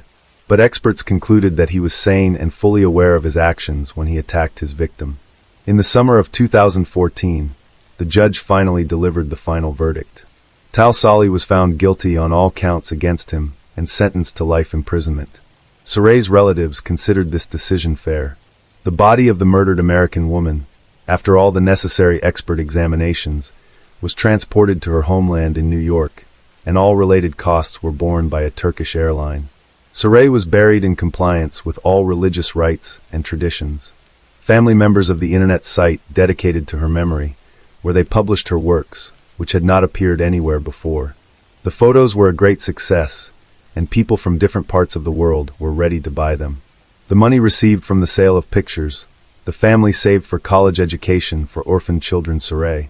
As for Stephen, he categorically denied that in his and his wife's family life was a crisis, which pushed the young woman on that fateful trip. Soon, Stephen became close to a girl from the Christian community who supported him in a difficult period and often came to his home to help him with his children and household chores. Born on April 15, 1952, in Hamilton, Ohio, Donald Harvey was the oldest of 3 children. The boy, with his big brown eyes and curly hair, was lovingly called Donnie by his parents, Ray and Goldie Harvey. Shortly after his birth, the family moved to Brunville, Kentucky, a small community nestled away on the eastern slopes of the Appalachian Mountains. There, Ray worked as a tobacco farmer, while Goldie tended to the children and home. While the couple was struggling from extreme poverty, their marriage began to fall apart. Despite a rocky relationship, they were loving and nurturing to their 3 children. Although Donald was a quiet boy who mostly kept to himself, he apparently had shown no signs of any abnormality. Perhaps the seed of his sadistic and twisted mind was sowed long ago in his past. According to some reports, Donald was abused and assaulted by at least 3 different men between the ages of 4 and 20. One of them was his own uncle on his mother's side. Another, one older neighbor, who offered Donald money at the age of 18, Donald claimed that he assaulted by his then roommate, Randy White. Though a traumatic past is no excuse for heinous crimes, it might be a point of discussion for psychologists and criminal profilers. In school, Donald always seemed to be a loner and antisocial. He rarely participated in extracurricular activities, opting instead to read books. While this got him good grades, it also earned him a reputation for being the teacher's pets, which led to teasing. Following his graduation from Sturgeon Elementary School, Donald entered Boonville High School in 1968. Despite his good scores, he rapidly became bored with the daily routine, which prompted him to drop out. He later received a diploma from a correspondence school out of Chicago and got his GED the following year at the age of 16. Having no future aspirations, Donald didn't know what he would do with his life at this point. He eventually relocated to Cincinnati, Ohio, where he managed to secure a job at a local factory. Donald was doing well in this job until the work dried up at the plant in 1970, and he was eventually laid off. A few days later, his mother called him and asked him to travel to Kentucky and visit his ailing grandfather, who was recently placed in Nernout Hospital in London, Kentucky. He had no idea that agreeing to his mother's request would forever change the course of his life. While visiting his ill grandfather every day, Donald formed a trusting bond with the hospital workers. In fact, they liked him so much that he was offered a job at the hospital. It was here that a terrifying journey of madness and mayhem began, which would go on to last nearly 20 years. Donald's true motive for wanting to work as a nurse's aide might not even be known. However, some people believe that he was desperate to earn money after losing his previous job. He was not a trained nurse or doctor, but the hospital staff had full faith in him. Donald's duties required him to spend hours along with patients, including changing bedpans, inserting catheters, and passing out medications. While looking after the patients was by no means an easy job, Donald's first few weeks at the hospital were uneventful. That is, until one incident with an elderly patient snapped something within him, a disturbing beginning to an unfathomable string of events. It was May 31st, 1970, and Donald was taking care of an 88-year-old stroke victim, Logan Evans. During an evening shift, he walked into a private room to check on the elderly patient, and Mr. Evans rubbed feces in Donald's face. Although the patient was most likely not in his right mind following his stroke, the incident angered Donald so much that he lost all control. The next thing he knew, he was smothering the elderly man with a blue plastic bag and a pillow. Once Evans was motionless, Donald listened to his heart rate with a stethoscope to make sure that he was dead. He then disposed of the plastic bag and cleaned them up, dressing him in a clean hospital gown and showering before notifying the nurses. After this incident, no eyebrows were raised and no questions were asked. As a creditor who just got his first taste of blood, Donald's thirst for killing only grew. The very next day, he was looking after another elderly patient, 69-year-old James Tyree. Donald, it seems, used the wrong-sized catheter on him. Tyree initially let him proceed, but then yelled at him to take it out. Donald used the heel of his hand to control him until he vomited blood and died due to an air embolism. Again, no suspicions were raised. As no one detected foul play in his first two murders, Donald became more carefree. Just 3 weeks after committing his first murder, he cut off the oxygen tank of 42-year-old patient Elizabeth Wyatt. This was the beginning of his mercy kill, as he would call his killings later. He claimed he was aware that she was praying to die, and even told him she wished she could die. So, he killed her to end her suffering. 4 hours later, a nurse found her dead. Again, no one questioned Donald. Since no one at the hospital became suspicious, Donald saw this as an opportunity to unleash his inner monster. Over the next 10 months, 15 patients died under his care while working at the hospital. Be it pleasure or experimentation, the methods of each murder varied. Smothering, sabotaging oxygen tanks, injecting lethal drugs, overdosing people with medication, it seems he would use almost anything to kill. When angered, his methods became more brutal. On one occasion, after an argument with a patient, Donald snuck into the patient's room and inserted a coat hanger through his catheter, puncturing his bladder and bowel. As a result of the puncture, infection set in, and the man died a few days later. Despite this brutality, Donald always considered these killings to be merciful. The self-proclaimed angel of death wanted to play God with the lives of the vulnerable, cloaking his monstrosities in a warm blanket by giving them the title Mercy Killings. March 31st, 1971, exactly 1 year after his first murder, was the last day Donald worked at Marymount Hospital. That evening, he was arrested for a burglary he committed while drunk. In his drunken stupor, Donald incoherently confessed about the murders to the cops, but no one took him seriously. Donald ultimately faced charges of petty theft. Instead of serving prison time, he paid a hefty fine. Although Donald managed to remain free, this incident changed the course of his life for a brief time. For the next few months, Donald tried to get his life back in order and eventually found work as a part-time nurse's aide at Cardinal Hill Hospital in Lexington. In June of 1973, he started a second nursing job at Lexington's Good Samaritan Hospital. He worked both jobs simultaneously until deciding to move on to other positions. Between August 1974 and September 1975, he worked first as a telephone operator in Lexington, and then as a clerk at St. Luke's Hospital in Fort Thomas, Kentucky. For some reason, Donald was able to control his urge to kill during this time. It's possible that he simply did not have the same access to the patients as he did at his previous workplace, which could also explain why he shifted from job to job during this time. Despite his efforts to keep his killing urges in check, his inner demons slowly became increasingly more difficult to manage, finally driving him across the state line into Cincinnati, Ohio. In September 1975, Donald moved back to Cincinnati, and within weeks, he started working the night shift at the Cincinnati VA Medical Hospital. He worked there as a nursing assistant, housekeeping aide, cardiac catheterization technician, and autopsy assistant. As he became more comfortable in a hospital setting once again, he started right where he had left off. Since he worked at night, He had very little supervision and unlimited access to all the areas of the hospital. Over the course of the following 10 years, Donald would end up murdering at least 15 patients while working at the hospital. To relish all his crimes, he even kept a detailed diary of his murders and took notes on each victim. These grisly details included sprinkling rat poison in a patient's dessert, pressing a plastic bag and wet towel over the mouth and nose, injecting cyanide into an intravenous tube, adding arsenic and cyanide to orange juice, injecting cyanide into a patient's buttocks, and many more. It was Virgil.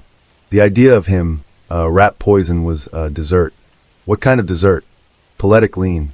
Fancy a pudding. That was right, that I was pleasant, that with some eggs. Being that he turned blue before. But, yet, the depravity of his crimes did not end there. Throughout his murder spree, Donald was experimenting with different methods based on medical journals. He was studying for hints as to how to better conceal his crimes. Cyanide soon became his favorite tool for murder. He'd mix it into the victim's food or pour it directly into their gastric tube.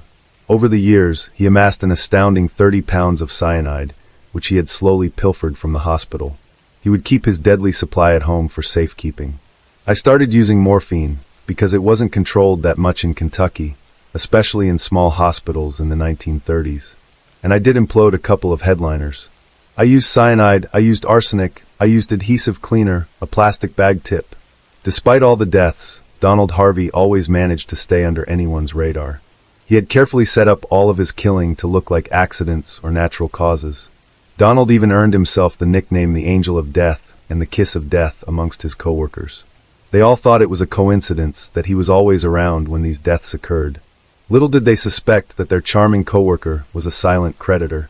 They didn't need any permission, no. But some of the patients didn't have no one to get prisoned for them. They didn't have a choice. And sometimes there was no family there to make that choice for them. And I made it for them. I was being the judge and the jury and executioner.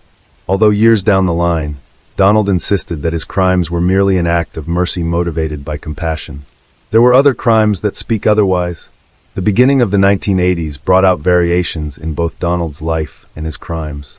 Without a doubt, these crimes were purely driven by rage and revenge. In the early 1980s, Donald briefly began dating a man named Doug Hill. The relationship was challenging from the start, as they argued on a regular basis. After one of those heated fights, Donald retaliated by slipping arsenic into Doug's ice cream. Although he survived, the incident signified the first instance where Donald tried to harm someone outside of the hospital. This was a chilling sign that the monster had begun to stretch his boundaries. Following another fallout with Doug, Donald moved in with another lover, Carl Howler, within a short period of time. The relationship was going well in the beginning before Donald suspected Howler of cheating on him. Out of jealousy, he would add small doses of arsenic into Howler's food so that he would be too ill to leave their apartment. At this point, Donald's acts of revenge were no longer limited to his home or workplace. On one occasion, following an argument, he laced one of the beverages of his female neighbor with hepatitis serum, which nearly killed her before the infection was diagnosed and treated. While luck was on her side, it wouldn't be the same for another of Donald's neighbors, Helen Metzger. The arsenic he put in one of her pies caused her death at a local hospital a week later. Donald's confidence was soaring high after getting away with so many murders. He must have felt invincible. In April 1983, after a tiff with Howler's parents, Donald regularly began to poison their food with arsenic in small doses. On May 1, 1983, Howler's father, Henry, suffered a stroke and was admitted to Providence Hospital. To complete his unfinished business, Donald placed arsenic in his pudding before leaving during a hospital visit. Sadly, the elderly man died later that night. Donald continued to poison Carl's mother, Margaret, off and on for the next year, but was unsuccessful in his attempts to kill her. In January 1984, Howler broke up with Donald and asked him to move out. Needless to say, Donald was not happy about it. Unable to accept the rejection, he spent the next 2 years trying to kill his former partner with his poisonous concoctions. As a means of revenge, Donald even went to great lengths in an unsuccessful murder attempt against one of Howler's female friends. Though he managed to land Howler in the hospital at one point, his attempts to eliminate him from the face of the earth had failed. The first cloud of suspicion that loomed over Donald was on July 18, 1985, when security guards noticed Donald acting suspiciously and decided to search his gym bag. Inside the haversack, the guards discovered a .38 caliber pistol, hypodermic needles, surgical scissors, gloves, a cocaine spoon, various medical texts, 2 occult books, and a biography of serial killer Charles Sobridge. Fined $50 for carrying a firearm on federal property, Donald was then given the option to quietly resign from his job rather than be fired. Call it a stroke of luck or pure negligence from law enforcement's side, none of these ever appeared in his work record, and the hospital authorities did not open an investigation to determine if the man was responsible for any other crimes while working at the hospital. It took Donald 7 months to secure another job at a local hospital. In February of 1986, he started working as a part-time nurse's aide at Drake Memorial Hospital in Cincinnati. Unaware of his past and impressed by his performance, his new employers soon offered him a full-time position at the hospital. Before long, Donald settled back into his old routine.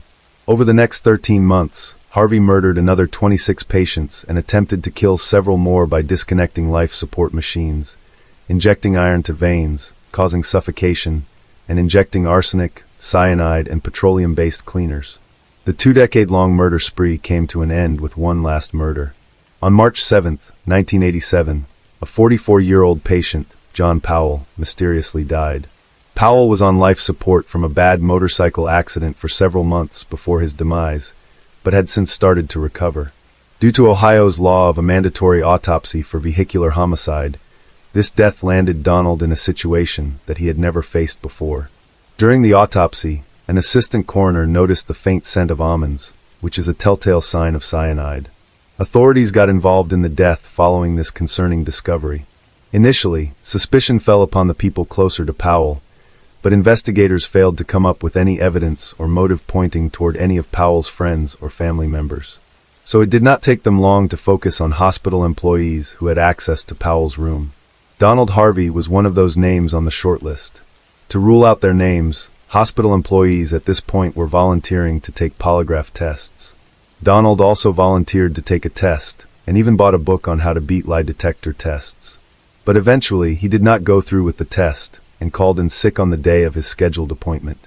If this was not concerning enough, investigators learned about his questionable departure from the VA hospital, as well as his notorious hospital nickname, Angel of Death.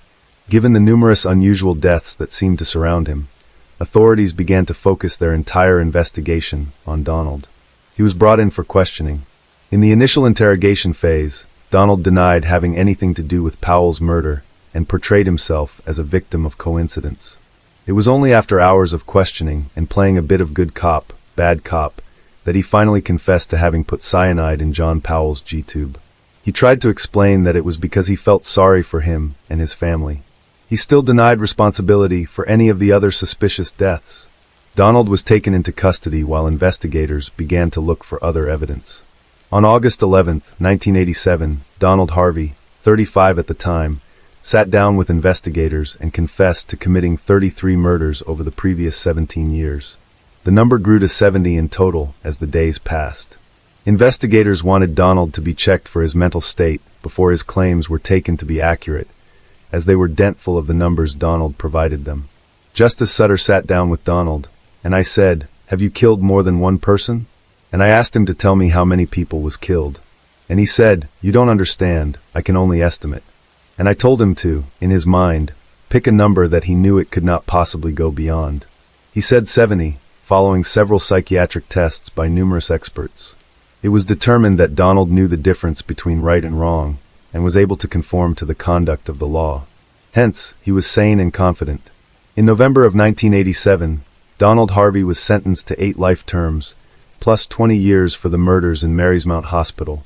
In February 1988, he entered guilty pleas on 3 additional Cincinnati homicides and 3 attempted murders, drawing 3 life sentences, plus 3 terms of 7 to 25 years. The investigation into the remaining deaths were closed after 2 years, as investigators determined that there was not enough evidence to implicate him in the murders. Whether people were stunned or disgusted by his actions, they definitely were intrigued to know what went on inside his sick mind. In the 1991 interview, a reporter from the Columbus Dispatch asked Donald Harvey about his motive behind the killings. Giving away a rare glimpse inside his mind, Donald said that the reign of terror began with a desire for control. In his eyes, People controlled him for 18 years. And then he controlled his own destiny. He loved the power, and to be able to control whether people lived or died. Even in the world of serial killers, Donald Harvey holds a special place, not only because of his overwhelming kill count, but also because of his choice to kill people he personally knew in addition to his patients. According to an article published on July 23, 2001 by the Associated Press listing the worst serial killers in the United States, Donald Harvey held the #1 place, even surpassing the notorious John Wayne Gacy. While everyone expected Donald Harvey to spend his days behind bars and, unlike his unfortunate victims, die a natural death, destiny had something else in store for him. On March 28, 2017, 64-year-old Donald Harvey was found badly beaten inside his cell in protective custody at the Toledo Correctional Institution in Lucas County. He would die 2 days later at the age of 64 from blunt head trauma due to skull fracture and brain damage. Months after the death, an inmate named James D. Elliott, serving 37 years for numerous burglary offenses, would later write the Toledo Blade and confess to the murder. In those letters, Elliott confessed to punching and stomping on Donald in his cell. He said he grew up in Kentucky near some relatives of Donald's victims and claimed that he committed the crime to give them some closure and peace of mind.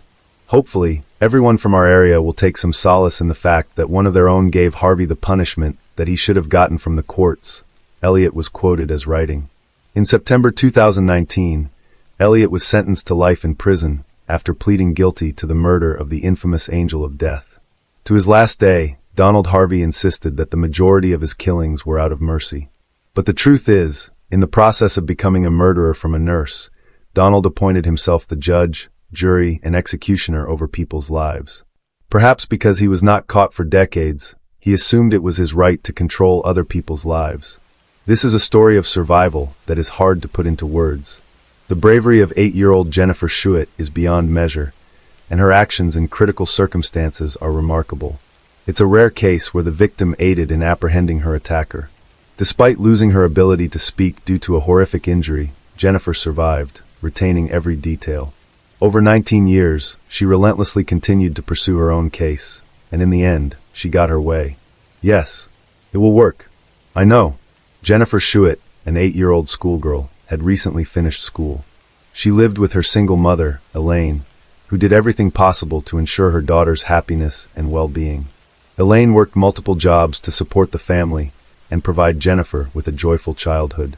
Surrounded by such love and care, Jennifer blossomed into a lively and cheerful child, embracing learning with enthusiasm and displaying a keen intellect and curiosity. At such a young age, children are often afraid of the dark, and Jennifer was no exception.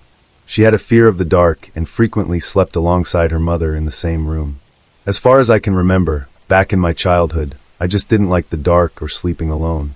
So I found comfort in going to bed with my mom. We would all bed we had with each other. That night, on August 9, 2009, the mother and daughter slept in the same room. Jennifer was tossing and turning, kicking her mom in sleep, making it difficult for her to fall asleep. Unusually, at 2:30 a.m., Elaine woke up and asked Jennifer to go back to her own room for the rest of the night because she needed to get up early for work. Understandingly, Jennifer responded to her mother, saying, "Just because I love you, Mom, I'm going to sleep in my own room tonight," and went to her room. Elaine would later regret this decision for a long time, but at that moment, she couldn't know what would happen next. The following morning, Elaine discovered that Jennifer was missing when she went to wake her up. She noticed that the window facing the parking lot was wide open. Elaine promptly called 911. Upon the police's arrival, she recounted that she hadn't heard any noise or screams after Jennifer went to her room. It is worth mentioning that their apartment was on the first floor, and the windows in Jennifer's room overlooked the parking lot, leading Elaine to fear that someone might have seen Jennifer and entered the room through the window. Elaine realized that their apartment was not the ideal living situation for her and her young daughter, but it was the best they could afford at the time. Nevertheless, Elaine's parents decided to help her and their granddaughter with a new place to live. They purchased a small house nearby and renovated it. Jennifer and her mother were supposed to move there in a few months, and they had been there the day before Jennifer went missing. They were working in the garden, where Jennifer was bitten by mosquitoes, which prevented her from sleeping peacefully that night. After her daughter's disappearance, Elaine was devastated. She said that Jennifer was all she had and pleaded for her return. The police worked tirelessly to locate her. Luckily, Elaine didn't have to wait long for news. Around 6:30 p.m. that same day, the police received a call from parents whose children were playing in a field and accidentally stumbled upon something. To their horror, they realized it was the body of a young girl. Upon arriving at the scene, the police found the body of 8-year-old Jennifer Schuett lying in the middle of the field, 5 kilometers from her home. Jennifer's condition was grave, but she was still breathing. Her throat had been cut from ear to ear. The main life-threatening injury for Jennifer was a wide wound on her throat, which caused her to lose a lot of blood and made her extremely pale and weak. Jennifer was taken to the hospital in critical condition, where doctors fought to save her life. When I first saw Jennifer in the emergency room, she was a fairly small 8-year-old. Very pale, covered with head bites and scratches on her back. She couldn't make any sounds because of the injury that she had to her neck. Fortunately, after the operation, Jennifer's condition stabilized and the bleeding stopped. We completed her surgery. Her airway is stable. She's not bleeding, so we're very hopeful about her survival. When she regained consciousness after the surgery, her behavior underwent a sudden change. It turned out that she was afraid of all men. I was kind of a hard patient to deal with because I had a lot of male doctors and I was scared of males. Additionally, the Dickinson Police Department deployed a whole team to guard her hospital room. Throughout this time, Jennifer was in a constant state of panic. She even hit a doctor in the stomach when he tried to approach her. Elaine tried to reassure her daughter, explaining that all these people were there to care for her and help her. However, Jennifer didn't trust anyone. Her behavior became more understandable when she finally revealed what had happened to her that night. We knew that we had a survivor that couldn't speak. The challenges were to extract information from her. Now we're talking about an 8-year-old. It was difficult. Jennifer could not directly inform the investigator of anything. To obtain any information, the detectives gave her a notebook and several pens, asking her to answer questions in writing. Due to her fear of men, Jennifer wrote notes to her mother, who then passed them to the officer. Jennifer's responses were surprisingly precise, detailing the events accurately. Despite being only 8 years old, she displayed remarkable intelligence for her age. She started by going into her room, turning on the light, and picking up a book to read, hoping it would help her sleep, which it did. Jennifer fell asleep. The next thing she knew, a stranger was carrying her out of the house. He was running with me, carrying me down the sidewalk, and I immediately tried to scream that he covered my nose and mouth. Afterward, he placed Jennifer in the car, claiming to be an undercover police officer. She later confessed that she immediately felt that something was wrong. Looking around, she saw her mother's car in the parking lot, so she was confused about where they were going and why. On the one hand, she knew that the police were good guys, but on the other hand, her mother had taught her not to trust strangers. As a child, I wanted to believe him, but the part of me that had just learned about strangers in school, the part of me that was scared of the dark knew that there was something really wrong here. As they passed her grandparents' house, Jennifer told the stranger that he could drop her off at their house, to which he replied, "I can't because they're not home." And then she realized he was lying, because their car was in the driveway. Later, the man stopped near Jennifer's school, about 3 kilometers from her home. He then said to watch the moon carefully. When it changed color, her mother would come for her. I remember anxiously waiting for the headlights, but they never came. I think that at that point, he had strung himself up for what he really intended to do. 5 minutes passed, and the stranger said, "Well, your mom's not coming, so we need to go further." They drove a few more blocks to a dead-end street where the stranger stopped the car. Jennifer tried once again to make sure he was a real policeman. I was on an entire getting hand, and I was wanting him to print to me that he was a police officer. I wanted to know, "Where's your gun? Where's your badge?" He told me once about that he's done it in the back seat. Jennifer turned around to search for it, and at that moment, the suspicious policeman took off her underwear. Jennifer is unsure of how long she was in the stranger's grip because she blacked out. She first regained consciousness when he was dragging her through the field by her ankles. Despite the excruciating pain from twigs and stones digging into her back, Jennifer pretended to be dead and stayed silent. He let go of her feet and left her in the field. Jennifer only heard him walking away. Then she heard his car door slam and him drive away. I realized I couldn't scream, and I couldn't figure out why. I had just enough strength to throw my right hand on top of my neck. And that's when I felt a gaping wound. And I lifted my hand, and I felt glad. Since the exact time of Jennifer's disappearance is unknown, it is believed that she lay in the field for 12 to 14 hours. When the sun set, she saw the lights of passing cars. Nearby, she heard children's voices, and a dog approached her several times, as if trying to get the attention of its owner. But he never came. Throughout, she was bitten by fire ants, which helped her stay conscious. "Any time I'll come to, I would be in disbelief that I hadn't died yet." Jennifer said she wasn't afraid, and had even accepted that she might not survive. But suddenly, she heard children's voices nearby. And at that moment, something hit her leg. The next time Jennifer regained consciousness, she heard a police officer repeating, "You've been found. You're going to be okay. Just please stay with me. Please stay with me." And I remember being put into the life flight helicopter. This story was very challenging for young Jennifer, as she couldn't speak and had to write everything down on paper. Moreover, her fear of men complicated the situation. So her mother asked all the questions, and Jennifer's answers were relayed to the officers who were behind the door. Incredibly, 8-year-old Jennifer even managed to get the stranger's name from him. I just remember remembering his name. And so I wrote, he said his name was Dennis. I remember then that he looked griefy, and like he may have had a scar or something on his face. For days after her disappearance, the police requested the services of forensic artist Lois Gibson, who communicated with Jennifer solely through gestures and notes. Despite these challenges, they managed to create an incredibly detailed composite sketch. It was shown to the public in hopes that someone would identify the man. Meanwhile, the police continued to comb through the crime scene and found Jennifer's clothing about half a mile away, along with a man's shirt and underwear. Although there was hope that DNA on the clothing would lead to the perpetrator, no matches were found. Jennifer's recovery was gradual. She showed remarkable resilience despite still being a child. There was a moment when she got upset over a chocolate bar she couldn't eat, screamed in frustration, and a faint sound escaped her mouth. Doctors were shocked because her vocal cords were almost severed, and they never expected them to heal. But somehow they began to mend. I like to say, how does that sound? Soon after, Jennifer was discharged from the hospital. She not only returned home, but also went back to school.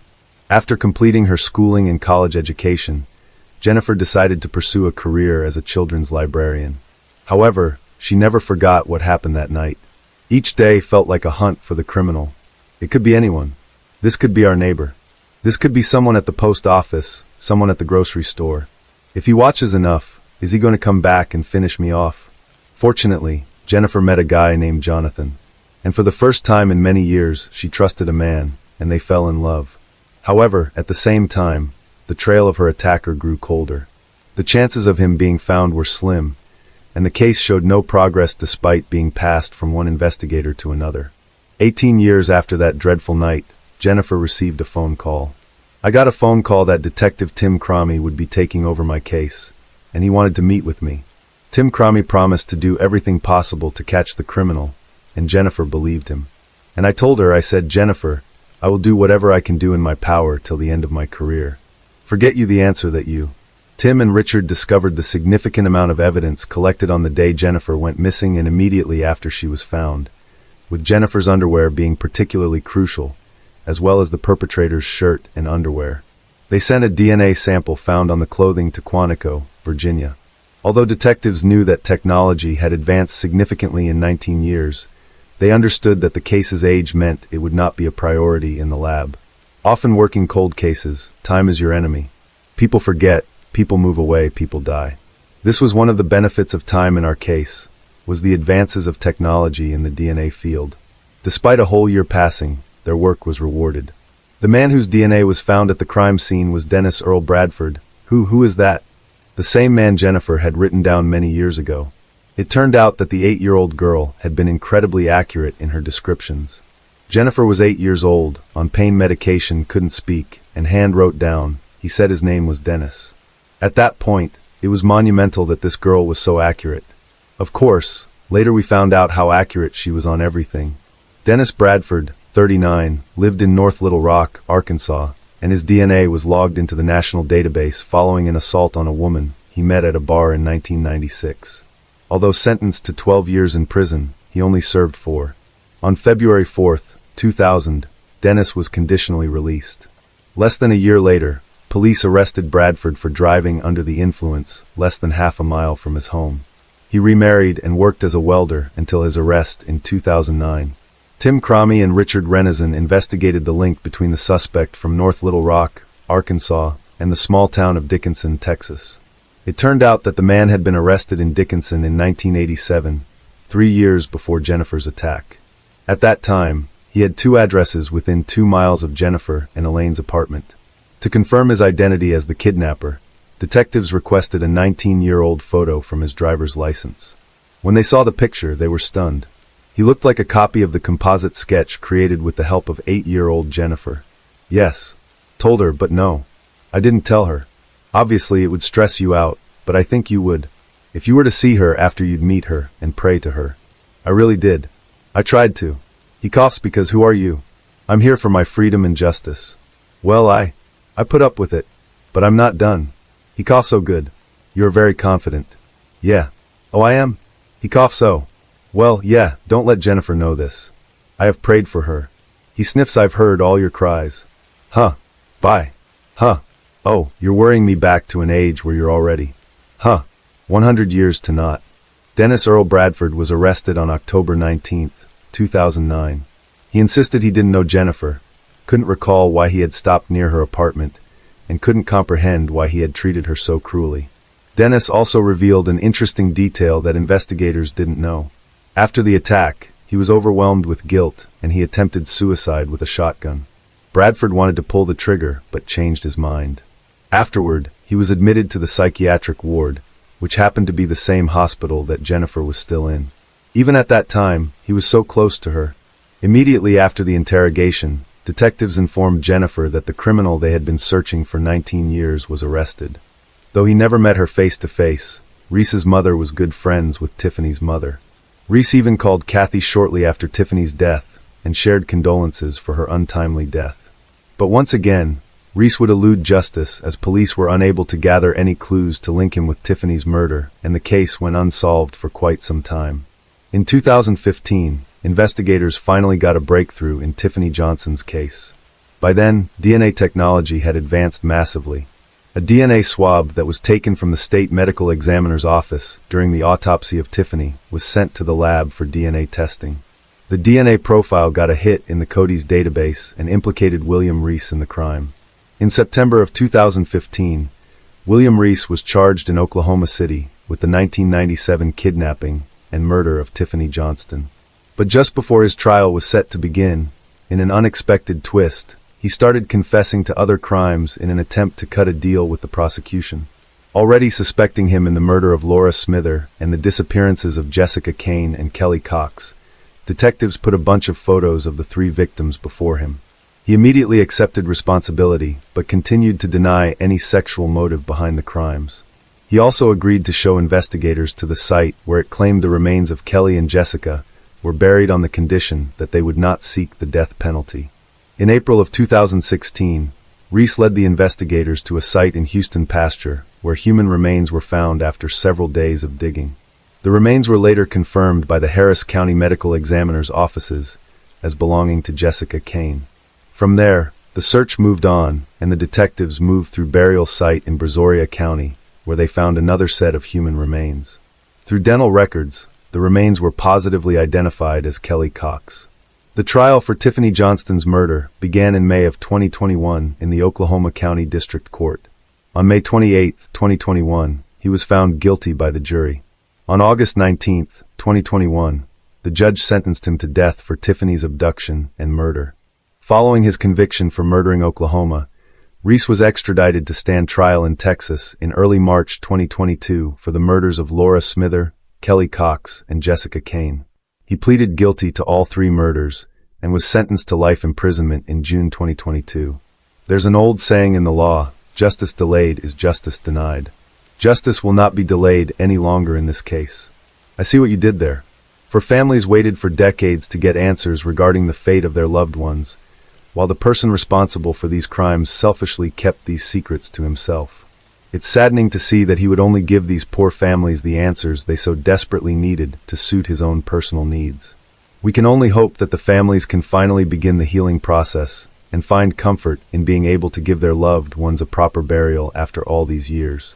They encountered the wrong guy in the wrong place at the wrong time. The Sharp family lived in Victoria, Australia, a place with peaceful beaches and quiet suburban life. John Sharp, his pregnant wife Anna, and their adorable daughter Gracie seemed a happy family. But this image was soon shattered, leading to one of the most heart-wrenching cases in Australian history. In March 2004, the Sharp family home became a crime scene. Anna Kemp and her daughter Gracie vanished without a trace. Born on February 28, 1967, John Sharp grew up in a world familiar to many of us. A childhood marked by the usual ups and downs, aspirations shaped by the world around him, and the pursuit of happiness supported by his family. Raised in a community where neighbors knew each other by name and children played freely under the sun, John's formative years seemed filled with simple joys. As John transitioned into adolescence, those who knew him observed his evolution from a bright-eyed child into a quiet, somewhat introverted young man. Intelligent and courteous, yet always on the periphery as if watching the world from a distance, John was always there but somehow apart, like he was searching for something he couldn't quite find among the people around him. It was during these formative years that John's path began to subtly diverge, laying the groundwork for the man he would become.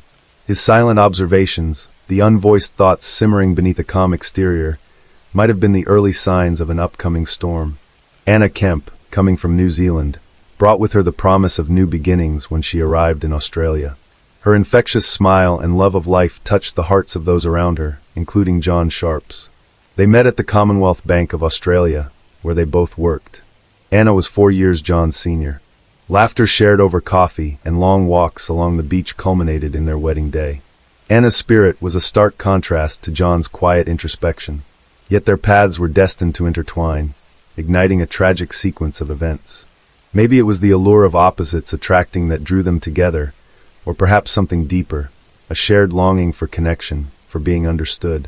They married in October 1994 and lived in various places around the Mornington Peninsula area of South Melbourne. The future seemed bright, filled with endless possibilities. But behind the joys of marriage, the initial signs of strain began to emerge. The arrival of a child brings a new dawn for a family. Gracie, born in August 2002, with her innocent eyes and radiant smile, became the center of John and Anna's world. Yet the joy of parenthood also brought new challenges, casting long shadows on their peaceful family life. Every home holds its secrets, its private sorrows and silent battles. For John and Anna, the dream of a happy family life in the suburbs of the Mornington Peninsula soon faced trials that tested their bond. Gracie was diagnosed with hip dysplasia, requiring a corrective orthopedic harness and causing her endless discomfort. Her early months were marked by relentless crying and sleepless nights, a situation that tested her parents to their limits. Once the harness was removed, problems with eating began and her sleep issues persisted. Anna sought professional help for these challenges. The family relocated one last time to a residence on Prince Street in Mornington, a quiet coastal town about 35 miles south of Melbourne. This place would tragically become the final setting for Anna and Gracie. In November 2003, Anna became pregnant with their second child. Gracie was just 15 months old. Anna was very excited. She was a loving mother, and Gracie was what she was living for. She'd always wanted more than one child because she never wanted her daughter to be on her own, so that when she and her husband were no longer there, Gracie would have somebody. The facade of family harmony lasted until March 21, 2004, at a nephew's birthday celebration, the last time when Anna was seen alive.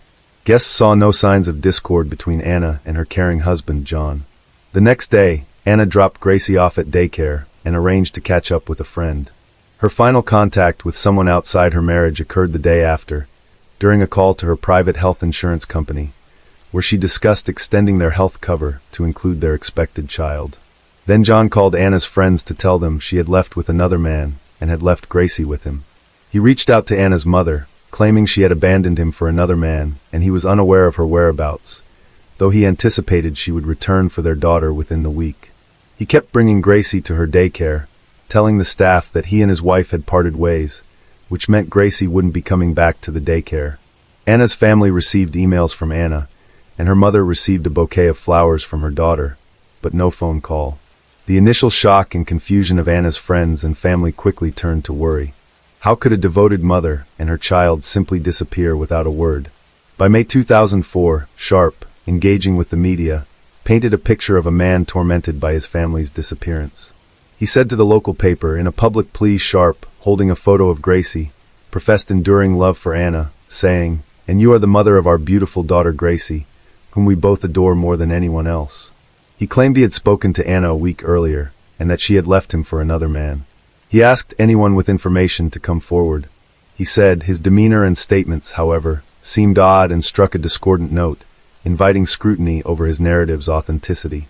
Despite proclaiming their marital dissolution, an inconsistency highlighted by his premature use of the past tense when speaking about his family, a detail that did not escape police notice. Behind the scenes, law enforcement began to peel back the layers of John Sharp's carefully constructed narrative. Each unanswered question pointed to a darker reality. What secrets lay buried within the Sharp family? Anna and her mother used to call each other every couple of days. When Anna missed several of her calls, she grew concerned. She called Sharp, who justified Anna's absence with weak explanations like being busy taking Gracie to daycare. This made her even more worried. Anna's devout Catholic beliefs and her unlikely affair and abandonment, initially without Gracie and at 20 weeks pregnant, fueled her family's distrust toward Sharp's account, further aggravated by the impersonal email and gift without any phone contact. Upon Anna's continued absence, her mother alerted the police in New Zealand and reported her daughter missing, prompting communication with the Mornington authorities. Confronted by the police, Sharp told them Anna got into a blue car and relocated to Chelsea with their daughter, denying any knowledge or involvement into their disappearance. The search for Anna and Gracie commenced with urgency. Missing Persons Officer Norel Fraser said detectives had to keep an open mind and not assume the mother and daughter were dead, as they had only been reported missing. She said Anna's bank account had been used intermittently, and her phone was used once or twice. We kept thinking, is she alive? But as days passed, hope began to fade, replaced by a gnawing realization that the answers they sought might reveal a truth too painful to bear. Sharp quickly became the main suspect, since there was no evidence to support his statement. The investigation's pace quickened as new information surfaced. Friends and acquaintances came forward, their testimonies shedding light on the growing tensions behind the closed doors of the Sharps' home. One of the friends confessed. She mentioned they were going through a tough time. "I never imagined it could lead to this." The investigators increased pressure on Sharp, trying to make him nervous so that he would make a mistake. He lived like a recluse and never had guests. Their family home was ominously quiet. John was followed by undercover officers to monitor his movements. Soon there was a breakthrough in the case. To mislead investigators, Sharp periodically utilized Anna's phone and bank card, crafting an illusion of her active presence across the southeast suburbs of Victoria. However, this charade crumbled under police surveillance, capturing Sharp's attempts to conceal evidence. The surveillance caught him on camera, driving to Chelsea Beach and pulling a white plastic bag from the bush next to the public toilet. He took out Anna's phone from the bag and made a call. Then he withdrew some cash from the nearest ATM. After that, he disposed of the bag with the phone and card by putting them into a trash can in Mount Martha. He then drove home and called the missing persons unit, telling them that his wife had just called him and withdrawn cash from their joint account. But the team already knew exactly what had happened. The evidence was irrefutable, pointing to a conclusion that was unthinkable. Not having enough evidence to charge Sharp with murders and being unable to determine his motive, the investigators hoped that he could lead them to the bodies. But as days passed with no action from Sharp, the decision to arrest him was made. On June 10th, Sharp faced another round of questioning by the authorities. He persisted that Anna had willingly departed on March 23rd. However, the investigators remained skeptical, noting his emotional detachment regarding his wife's supposed affair and subsequent departure with their daughter. Discrepancies in Sharp's timeline emerge. The man who claimed ignorance now appears as a master of evasion. Norel Fraser said about Sharp, "I don't think anybody would know how John felt about anything. He was a closed book. He was very insular. He was a loner. He didn't show any emotion. He showed no personality." The investigators thought of another way to get his confession. They invited his parents and showed them the footage of John on Chelsea Beach, and then asked them to talk to their son. It is the presentation of an undeniable piece of evidence that marks the turning point in the investigation. An hour after his parents left, John began to talk as he realized the inevitability of his situation. His final barriers of denial and self-preservation eroded, revealing the truth of his psyche, a man ensnared by his own darkest impulses. What turned his heart so cold that he became a stranger even to those who thought they knew him best. Sometimes the greatest dangers lurk in the places we expect the least. Sharp's confession laid bare the reality of what transpired within the walls of the Sharp home. He told police he had fantasies of murdering his wife for several months before ultimately killing her. Adjusting to life with a baby, sleepless nights, financial pressures, and the routine of daily life added layers of complexity, pushing the family to a breaking point. Sharp explained that he killed Anna because she was controlling and moody and was getting on his nerves. Their marriage was unhappy. Sharp perceived his wife's assertive personality as undermining his masculinity. He stated Anna used to wear the pants in the family. Sharp told the investigators that Anna's pregnancy was a surprise to him. He didn't want another child and viewed the new pregnancy as an additional burden, harboring resentment towards Anna and their unborn child in silence instead of voicing his concerns. He even questioned if it was his child at all. John was self-employed as a conveyancer. The financial responsibility of a growing family overwhelmed him. He seemed withdrawn. Anna was trying to bridge the growing distance between them. But as she reached out, John's retreat into himself became more pronounced. With each passing day, John became more distant, a prisoner of his own mind, ensnared by thoughts he could not share and feelings he could not express. Anna thought to keep her family together, unaware of the darkness taking hold of her husband's heart. The chasm between John, isolated in his thoughts, and Anna, attending to the needs of their home and children, widened, filled with unsaid words and unacknowledged fears. Anna found herself facing a wall of silence. Her efforts met with indifference, or worse, hostility. Sharp made an unexpected and ominous purchase in early 2003, a high-powered spear gun from a Sport Philip Marine in Mornington, an interest he had never before expressed. This marked the beginning of a dark and tragic chapter. Sharp dedicated countless hours to mastering the spear gun in their backyard, familiarizing himself with its mechanics. In the days that followed, a domestic dispute escalated into an unimaginable horror. Gerald Kemp, Anna's brother, told reporters that in February 2004, Anna had an ultrasound to determine their baby's gender, but Sharp did not even bother going to the doctor's appointment with her. Upon her return, she anticipated her husband's eagerness to learn about the baby's gender, only to find he showed no interest and didn't even ask her. Distressed by his apathy, Anna confronted Sharp, warning him that if he continued to be indifferent to their daughter and the unborn child, she was going to leave him. They went to bed at around 9 or 10 p.m. Anna quickly fell asleep, while John stayed awake, consumed by their argument and the overall dissatisfaction with their marriage. Eventually, he stepped out to the backyard garage, retrieving the spear gun that he didn't use outside of his target practice sessions. In a chilling sequence of events, Sharp crept back into the room where Anna was sleeping peacefully, coldly aiming a charged spear gun at her while their 20-month-old daughter lay asleep in her bed. The first shot did not end her life as she was still breathing, and with a grim resolve, he reloaded and fired again, this time fatally wounding Anna and the unborn child she carried. Afterward, he covered her with towels and retreated to sleep the rest of the night on the sofa downstairs. The next morning, Sharp tried to remove the spears but managed to remove only the shafts. Completing this grim task, he then dropped off Gracie at her daycare, later turning away a TV antenna technician booked by Anna with the excuse of Anna's absence, her body still in the bedroom. Under the cover of night, he buried Anna in a hastily dug shallow grave in the garden. Officer Fraser said she compared his confession to saying what he'd had for breakfast that morning. In the days that followed, Sharp took Gracie and revisited the marine supply store for another spear. He said, "I was thinking of taking care of Gracie by myself, and just amongst all this madness, that's when I lost the plot."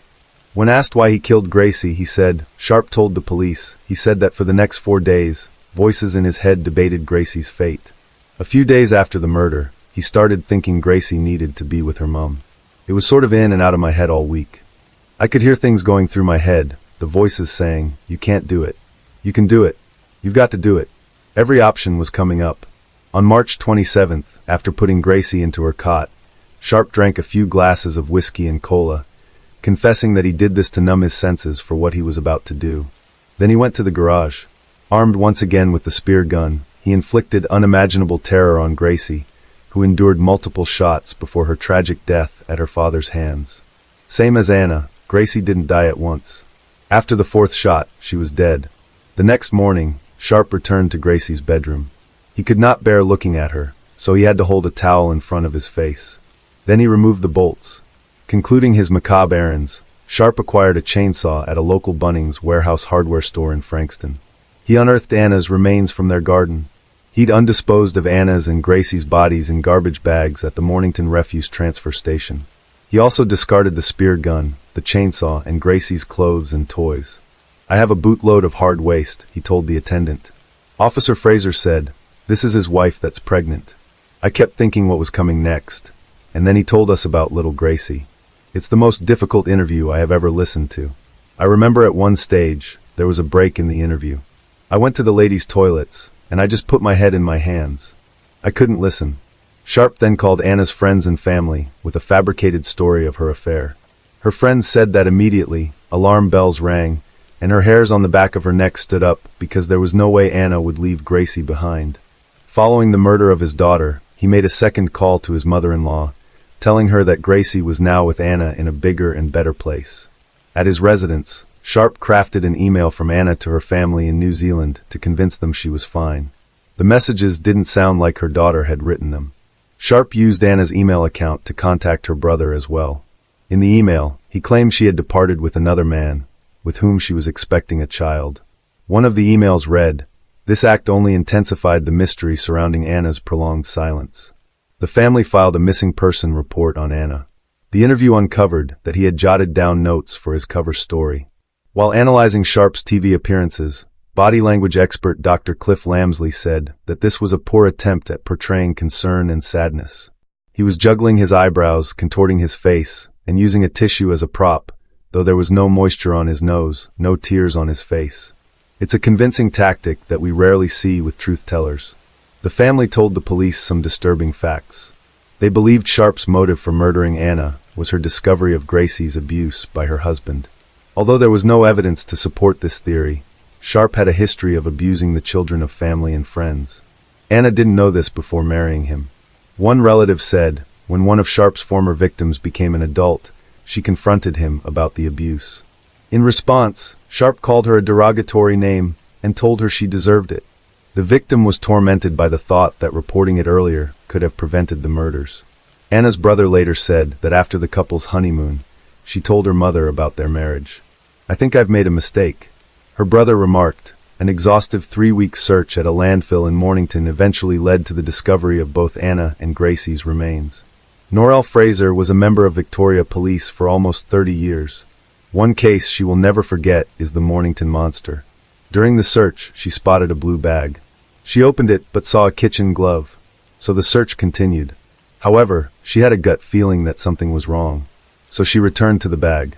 She then realized that the glove was not what it seemed. She said, "It's funny, but I knew I'd find Anna. Just an innate feeling I can't describe any better than that. And when I did find her, I couldn't leave her. I sat with the bag, waiting for crime scene to arrive. I couldn't bear the thought of her being alone in the tip, without anyone with her. I've thought about it since, and I know it sounds bizarre, but I almost feel like Anna was reaching out to me.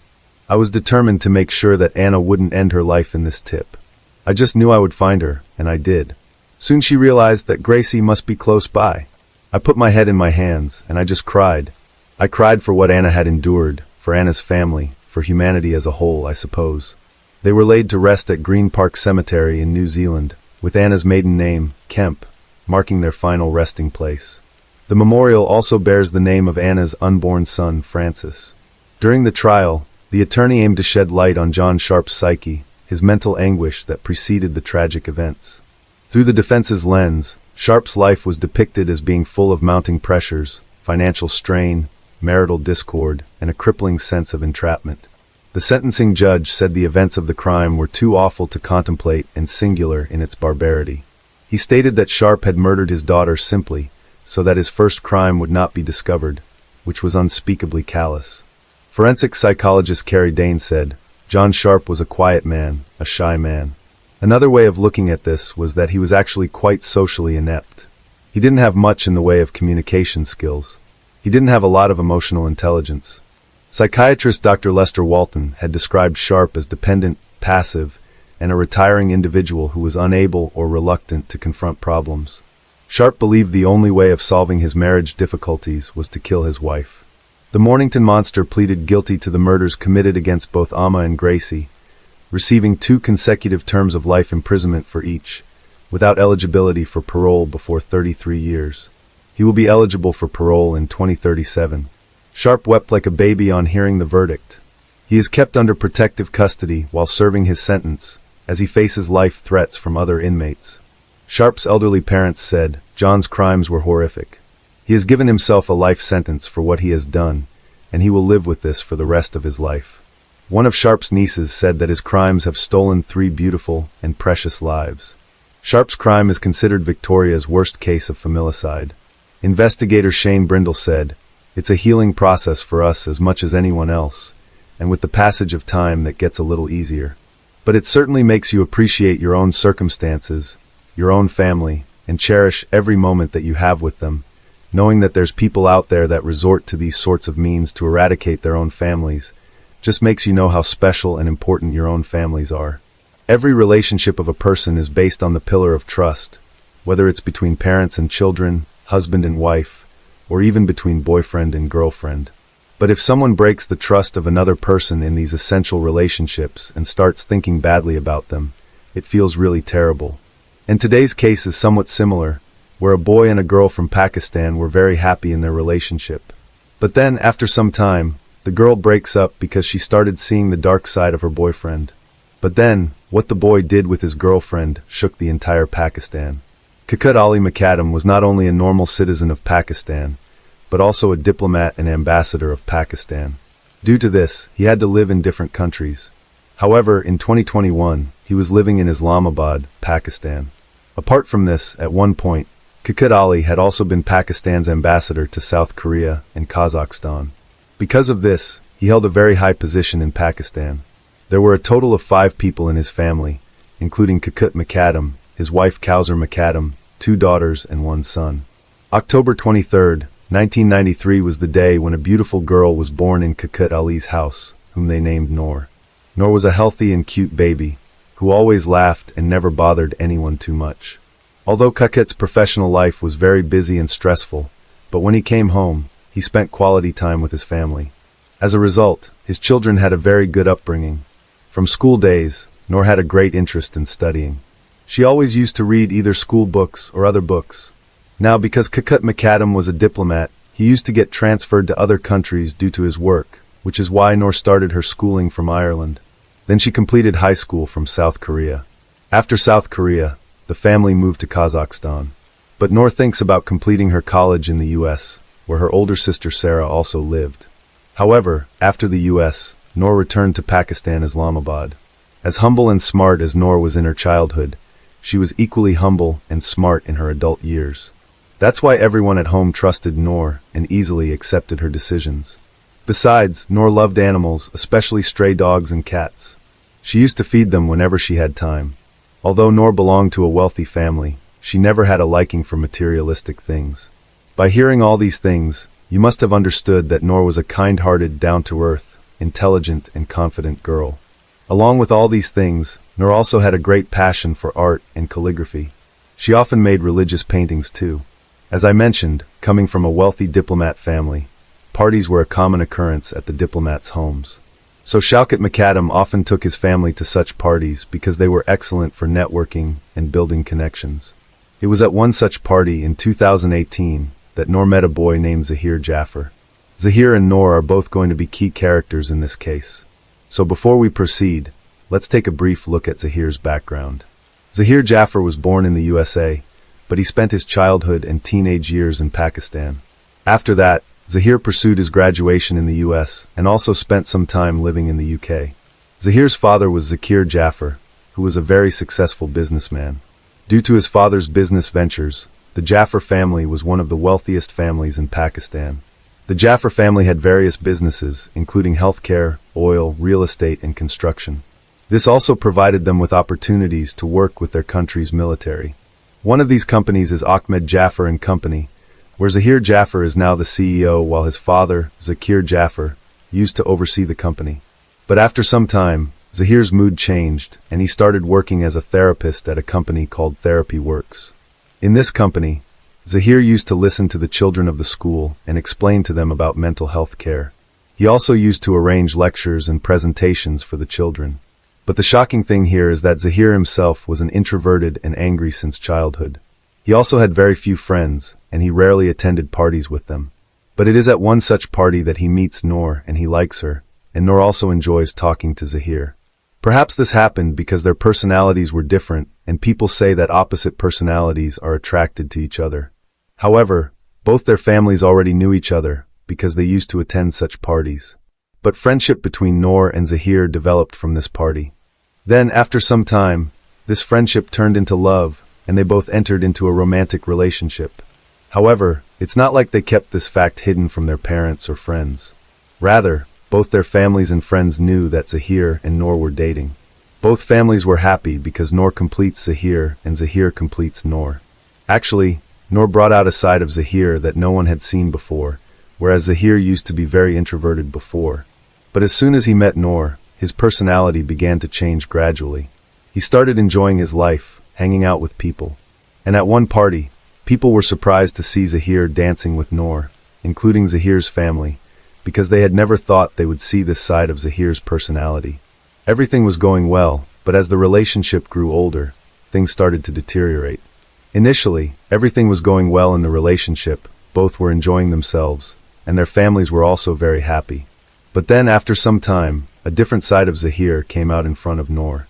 Actually, Noor later finds out that Zahir is a very aggressive and abusive man. Allegedly, Zahir had physically and mentally abused Noor several times. Not only that, Zahir had also raised his hand against his own mother before. As a result, after almost 3 years of relationship, when Noor couldn't bear Zahir anymore, she broke up with him at the beginning of 2021.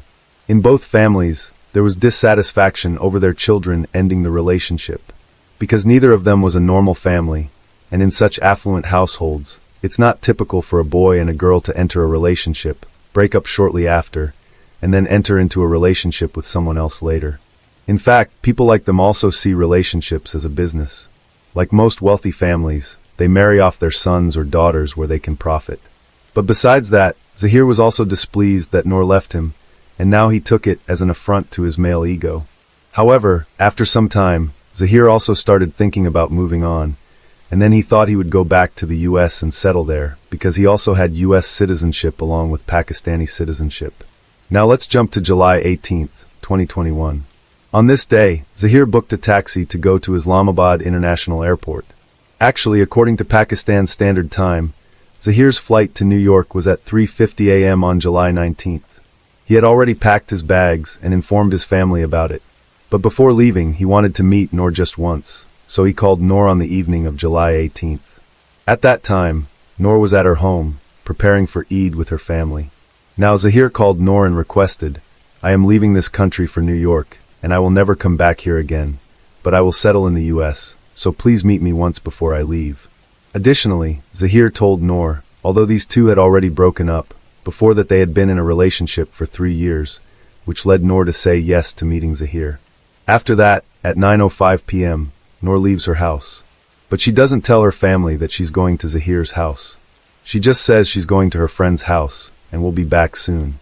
Around 10 p.m., Noor arrives outside Zahir's house, at the sent location in Sector F7-4. But strange things start happening from here. Now, as I told you, Zahir's flight was at 3:50 a.m., but between 10 and 11 p.m., Zahir calls his travel agency multiple times. Zahir called his travel agency and started asking them very strange questions like, what would happen if I don't board this flight? Will I get my refund back? If I decide to book tickets again after 10 days, what will happen? Sometime later, Zahir called his travel agency again and said that now I'm not canceling my ticket, but I've decided to go to the US on this flight. But let me tell you, during this time, Noor was inside his house with him. But for her, this house was a new place because she had never been here before. Afterward, the taxi that Zahir had booked to go to the airport also arrives outside Jathra's house at exactly 11 p.m.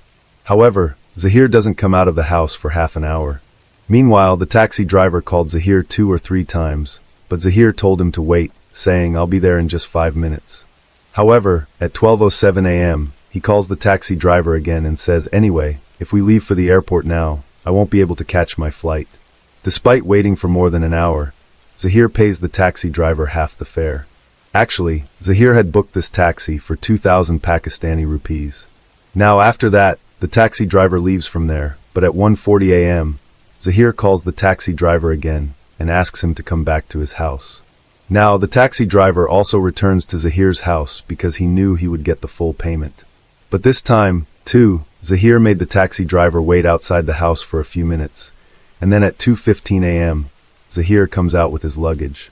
But the strange thing this time was that Noor was also with him, and she didn't have sandals on her feet, which the driver found very strange. However, what struck him as even strange was that Zahir was talking to Noor during the car ride, but Noor wasn't responding to his words.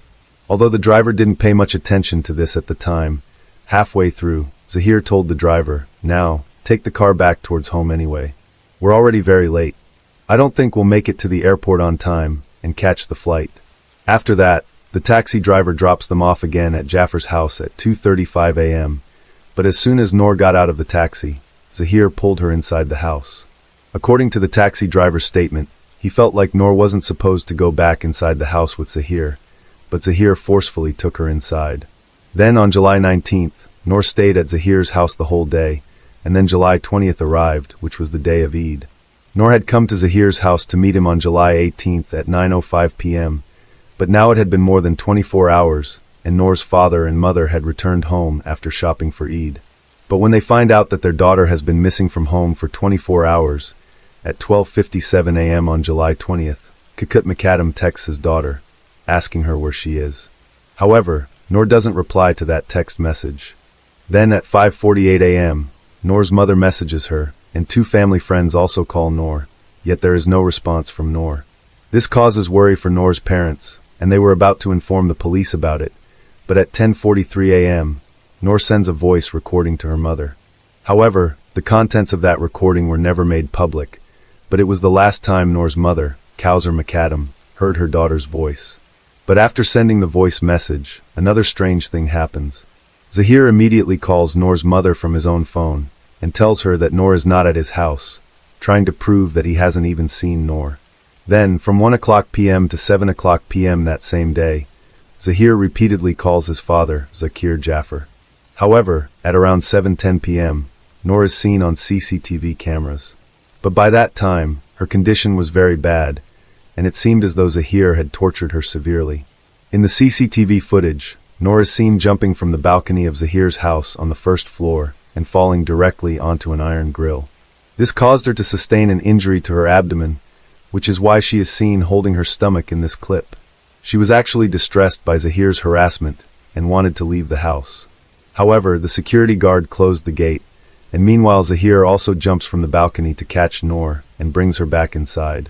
But as he was bringing her back, Noor falls down, but Zahir drags her inside. Now, I should tell you that it wasn't just Zahir and Noor inside the house. There was also a security guard, a cook, and a gardener. But none of them helped Noor. In fact, from July 18th to July 20th, Noor attempted to escape from this house 6 times. But each time, one of Zahir's servants informed him, and Noor was always caught. But this time, because of Noor's attempt to escape, Zahir becomes very angry. After bringing Noor back inside, he calls his father once again around 7:30 p.m. But since then, Zahir didn't call anyone for 30 minutes. Because in the meantime, Zahir first attempts to shoot Noor with his handgun, but as soon as he presses the trigger, his gun jams. However, even after that, Zahir doesn't stop wanting to kill Noor. He was already in his mind. So he takes out a Swiss knife and starts stabbing every part of Noor's body. Meanwhile, Noor scratches Zahir's face and arms with her nails. But after some time, Noor's condition deteriorates so much that she faints. Noor was unconscious, but even then, Zahir kept stabbing her with the knife. Afterward, he grabs Noor by the throat and keeps squeezing until Noor's last breath is gone. Later, Noor's post-mortem report reveals that she died due to lack of oxygen. But before killing Noor, Zahir ripped her several times. But Zahir didn't stop there. After Noor's death, he pulled out his knife and started cutting Noor's throat. And finally, he severed her head from her body. After killing Noor, Zahir quickly calls his father and friends, saying, "Thieves have broken into our house, and I need help." At the same time, some of Zahir's friends head towards his house. However, Zahir's father wasn't there. That's why he called the CEO of the company where Zahir worked, named Therapy Works, and said, in reality, Zahir's father, Zakir Jaffer, called the CEO of that company because they needed to erase all evidence of Noor's murder by going to Zahir. Moreover, the CEO of the company had to comply because Zahir's father was funding the company. Around 8:30 p.m., Tahir Zahor, the CEO of Therapy Works, arrives outside Zahir's house with his 6 employees. Additionally, some of Zahir's friends were also present. However, the door of Zahir's house remained closed, so Tahir took a ladder and, with his employees, entered through the window on the first floor. But as soon as they reached the first floor, Zahir attacked one of the employees with a knife, piercing through his chin and tongue. Zahir was extremely angry at that moment, so 5 to 6 people quickly grabbed him to control him. After this, Zahir's hands were tied behind his back, and ropes were also tied around his feet. But as soon as the people went inside Zahir's room from the balcony, they were stunned. In fact, there was blood everywhere on the floor, even on the walls of the room. Then they saw Noor's body in the center of the room, but her head was 3 feet away from her body. Now, everyone inside the room was astonished to regain control over Zahir, and after seeing Noor's dead body. But in the meantime, the neighbors were also quite alert, because when Zahir was being caught, he was screaming a lot, which made his neighbors call the police. After that, the police arrived there, and then on July 20th, around 10 o'clock at night, the police called Kakut Nukadarm to inform him that his daughter had been murdered. Hearing this sad news, Nukadarm's family home was engulfed in mourning, because their youngest and dearest daughter was no longer in this world. But Noor's family knew who had done all this, and now they wanted to punish Zahir according to Pakistan law, meaning the death penalty. After that, the police arrested Zahir, but now they were worried about how Zahir would confess his crime. But Zahir did something very strange here too.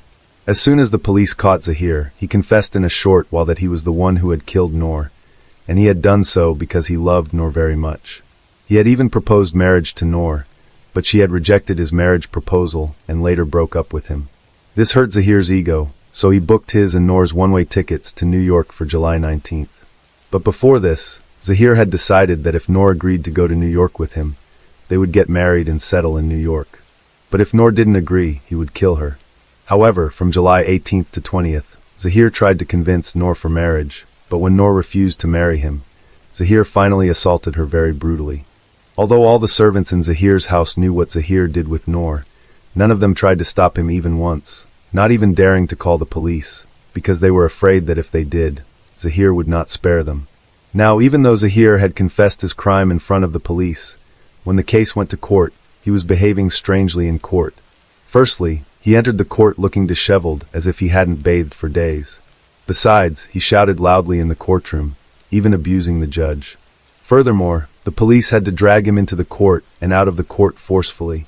However, he was doing all these things to prove that he is mentally unstable, and because of this, he should be spared from the death penalty for the murder of Noor.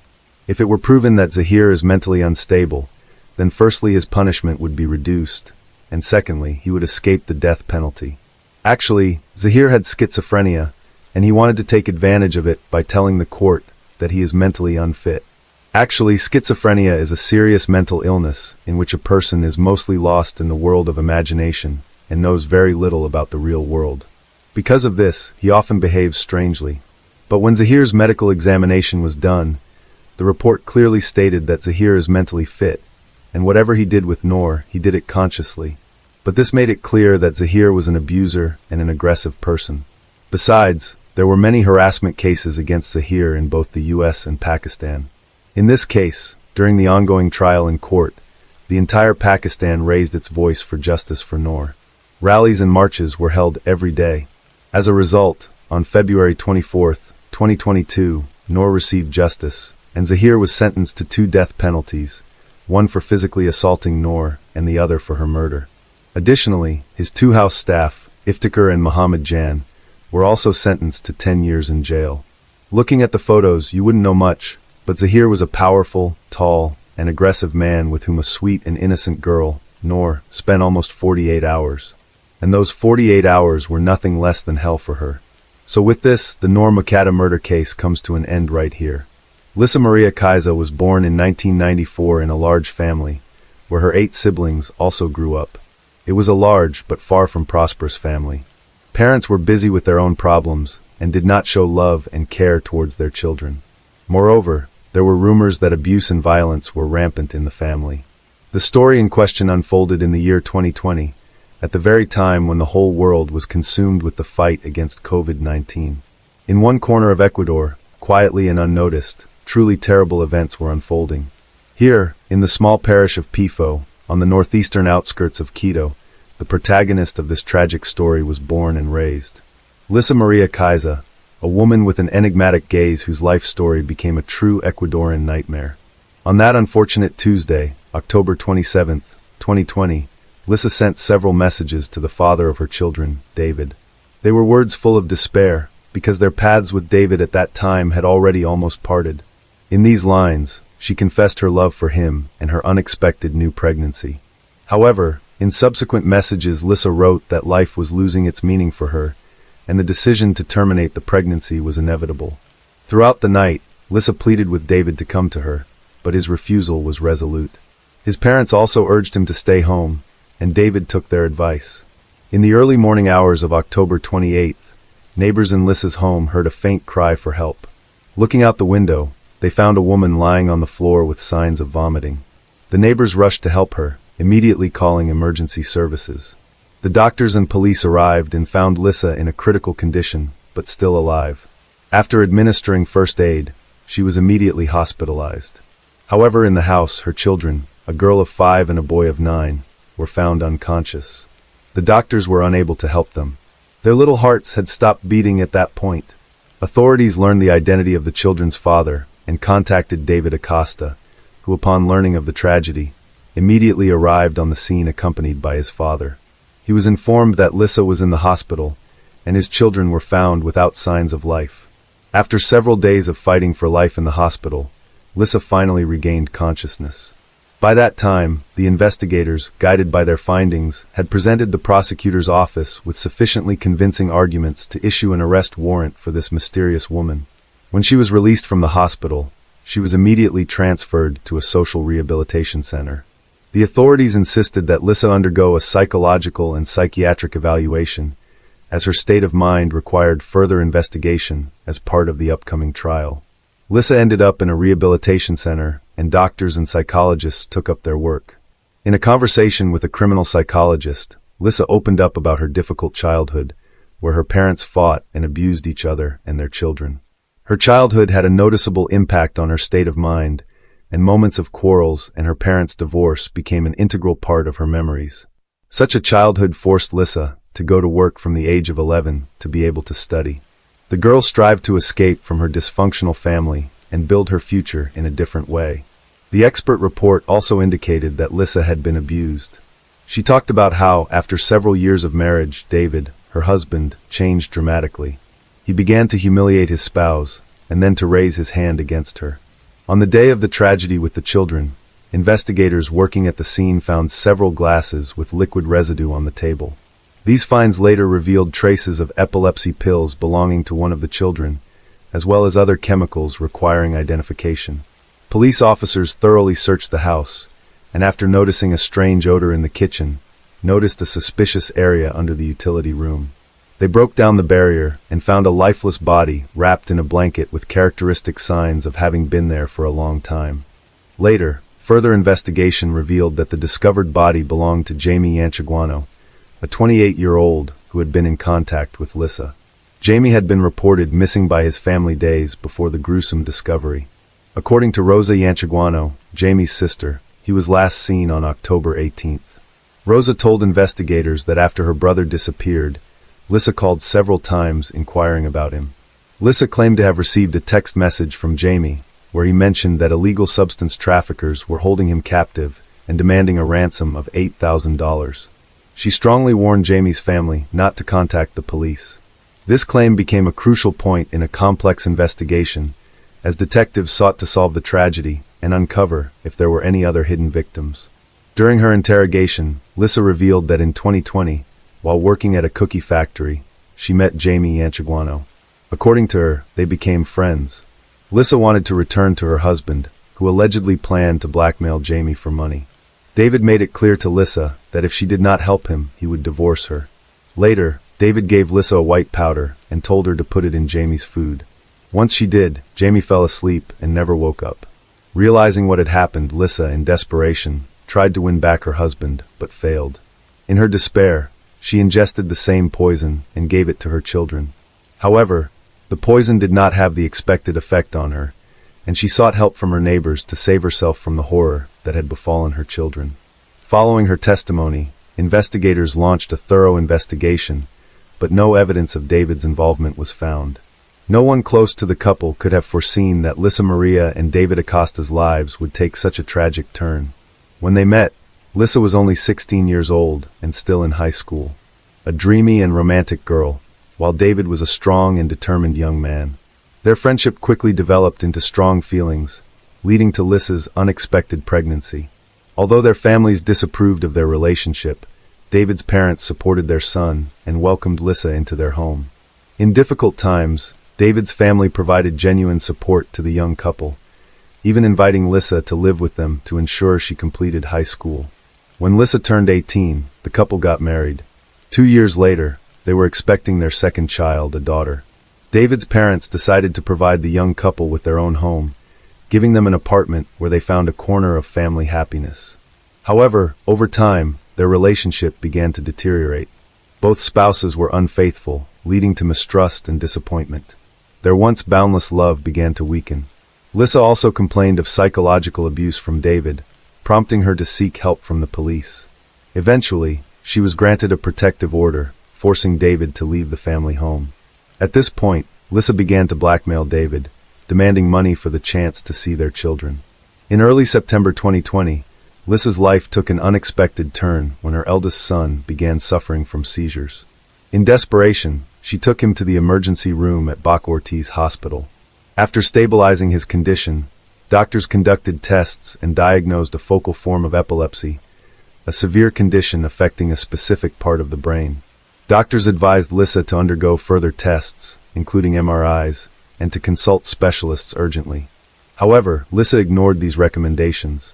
A month later, her son suffered another seizure, and they returned to the emergency room. Reviewing his medical history, doctors discovered Lissa had not followed their earlier advice, failed to complete tests, and had not seen specialists, leaving her son without necessary treatment. They warned her that continued neglect could lead to legal consequences. Despite the warnings, Lissa disregarded the medical advice. A few weeks later, after her son's condition resurfaced, she called David, who was alarmed by her serious tone. She informed him that a social worker would visit to discuss. To brighten the waiting time, Lissa offered him a drink. However, as David drank the drink, he suddenly felt unwell. His condition was worsening, and the social worker had not shown up, so David decided to go home to get something to deal with his discomfort. The next morning, David woke up in a terrible state. He could barely speak because his tongue was numb. Every step caused discomfort, and his eyes hurt. His parents insisted on calling an ambulance. David was taken to the hospital, where he spent several days. Tests revealed the presence of a psychoactive substance in his system, but given that he hadn't used anything of the sort, David began to speculate how this could have happened. Eventually, he speculated that perhaps someone had deliberately slipped him some substance in a public place.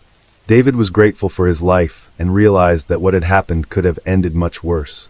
In early October 2020, Lissa made the decision to hire a nanny for her children. Her cousin Patricia recommended her friend Bertha, a responsible 48-year-old woman looking for work. On Monday, October 5th, Bertha arrived at the young mother's house.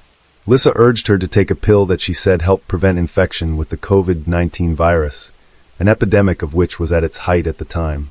Claiming that it was a highly effective natural remedy, Lissa convinced Bertha to swallow the medicine and enter the house. They sat down to discuss the babysitter's childcare duties. A few minutes later, Bertha began to feel sick. She felt a headache, her stomach began to upset, and eventually she vomited. A short while later, Patricia showed up.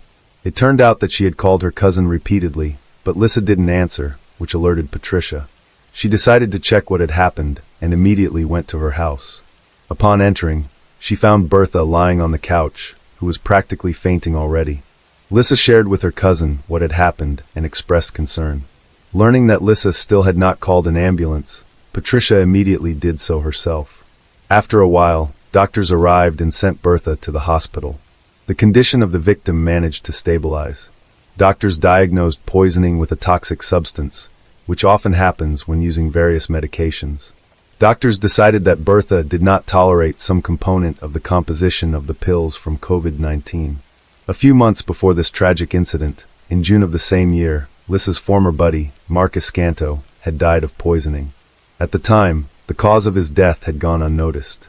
But now, given all these strange circumstances, Mark's case required additional attention. Investigators scrutinized the deceased's home and found Lissa's fingerprints on the glasses used the night before Mark's death. This fact added new evidence to the investigation, pointing to Lissa's possible involvement in the incident. But suddenly, a new accusation was made against Lissa. Her own family made a shocking report to the police. It turns out that on September 2nd, the family had a family gathering where Lissa offered to let everyone taste a drink of her own making.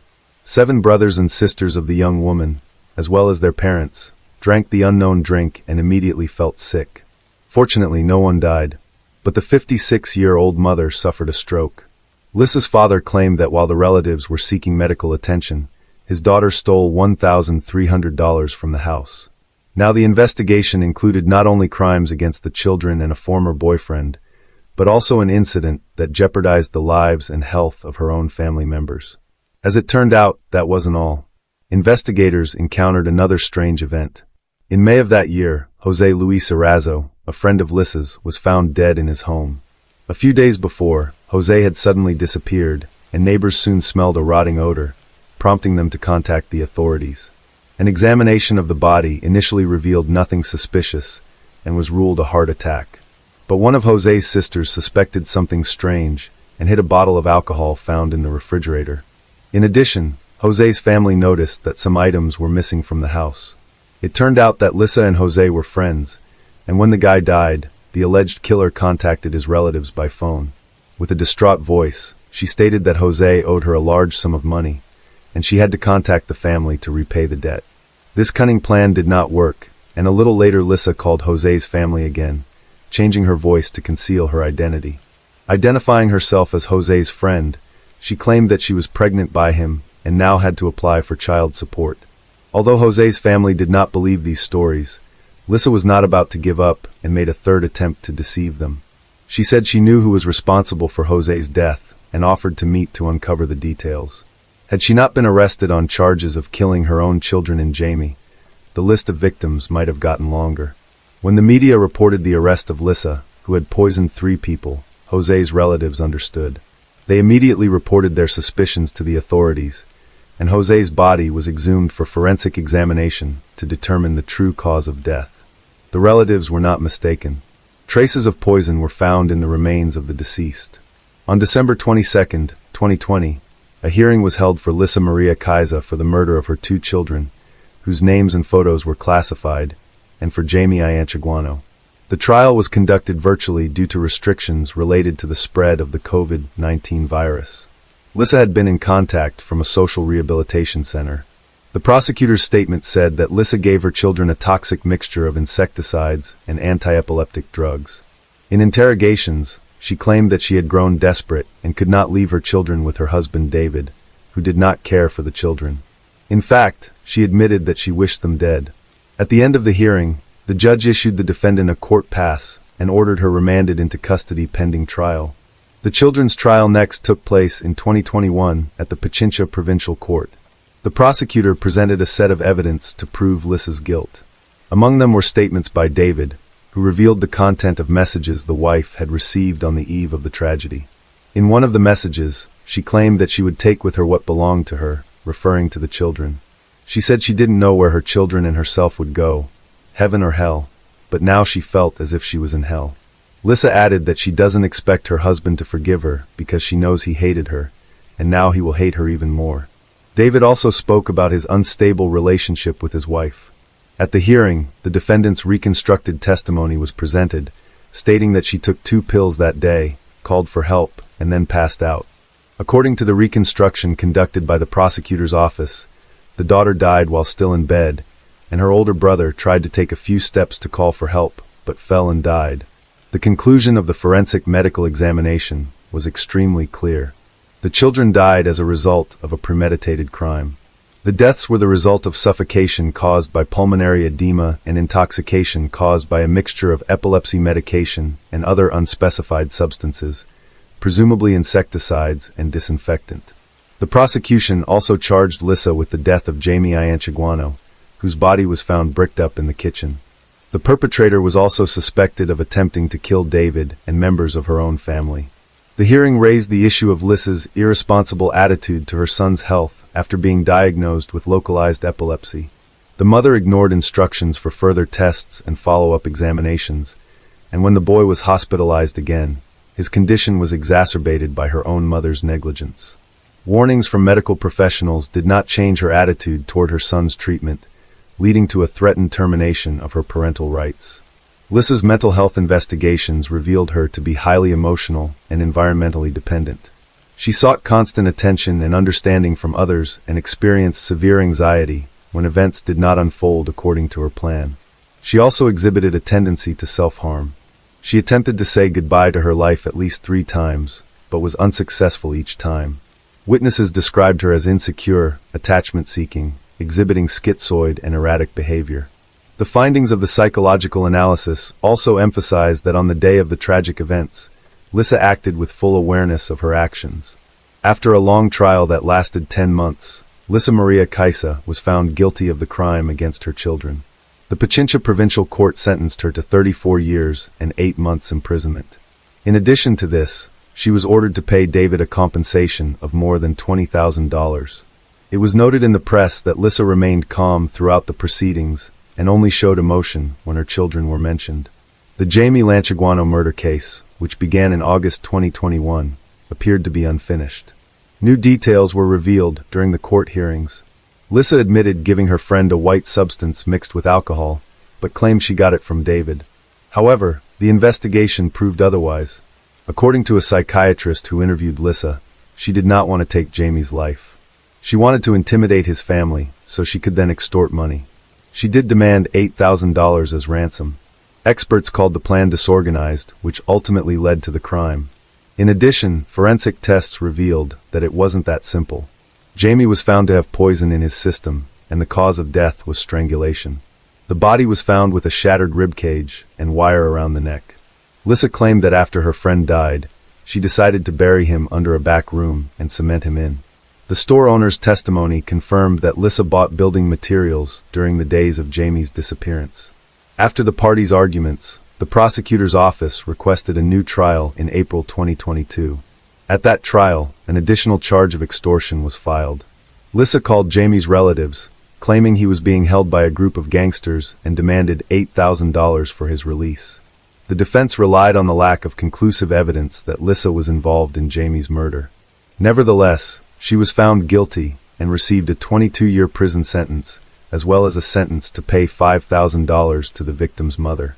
While Jamie's trial was underway, the investigation of Mark Escanto and Jose Luis Erazo, Lissa's alleged victims, was nearing completion. Mark Escanto was 48 years old, and tests conducted after his death revealed traces of the same substance that Lissa had given to her children. In addition, Mark was found to have severe inflammation of the stomach. The family's lawyer claimed that Lissa met Mark, offered him a beer, and then put the poison in the drink. A glass with Lissa and Mark's fingerprints, as well as a swab containing the woman's DNA, was provided to authorities. Alleged motives for the murder included jealousy and money. It is also known that Lissa had asked Mark to help her financially, and there is evidence that he loaned her at least $1,120. Mark was Lissa's first known victim. The final outcome of this case, as well as that of Jose Luis Erazo, remain unknown. They may not have been reported in the press, or the investigation may not yet have reached the stage of being formally charged and brought to trial. At the time of her brutal crimes, Lissa Maria was only 26 years old. Her high-profile criminal case has become one of the most horrific and disturbing in Ecuador's recent history. These crimes made her known throughout the country as Dona Venado. Lissa Maria Kaisa is recognized as a serial killer in Ecuador. Her victims have endured terrible suffering, and their relatives have suffered unbearable pain. The charges include 5 murders and 9 attempted murders. Under Ecuadorian law, the maximum sentence she could face is 40 years in prison. That means Lissa could be released when she turns 70 years old. It is still unclear what motivated Donna Venato to commit such horrific acts. Was her act the result of resentment for not getting what she expected in life? Many speculate that the motive was money, and in David's case, Lissa acted out of a lust for revenge, which led to the tragedy with her children. The most horrific part of this story is not only the number of victims left in the path of Donna Venato, but also the fate of two innocent children, who could not have guessed that their mother, who gave them life, would take it away so absurdly and cruelly. Thanks for watching, guys.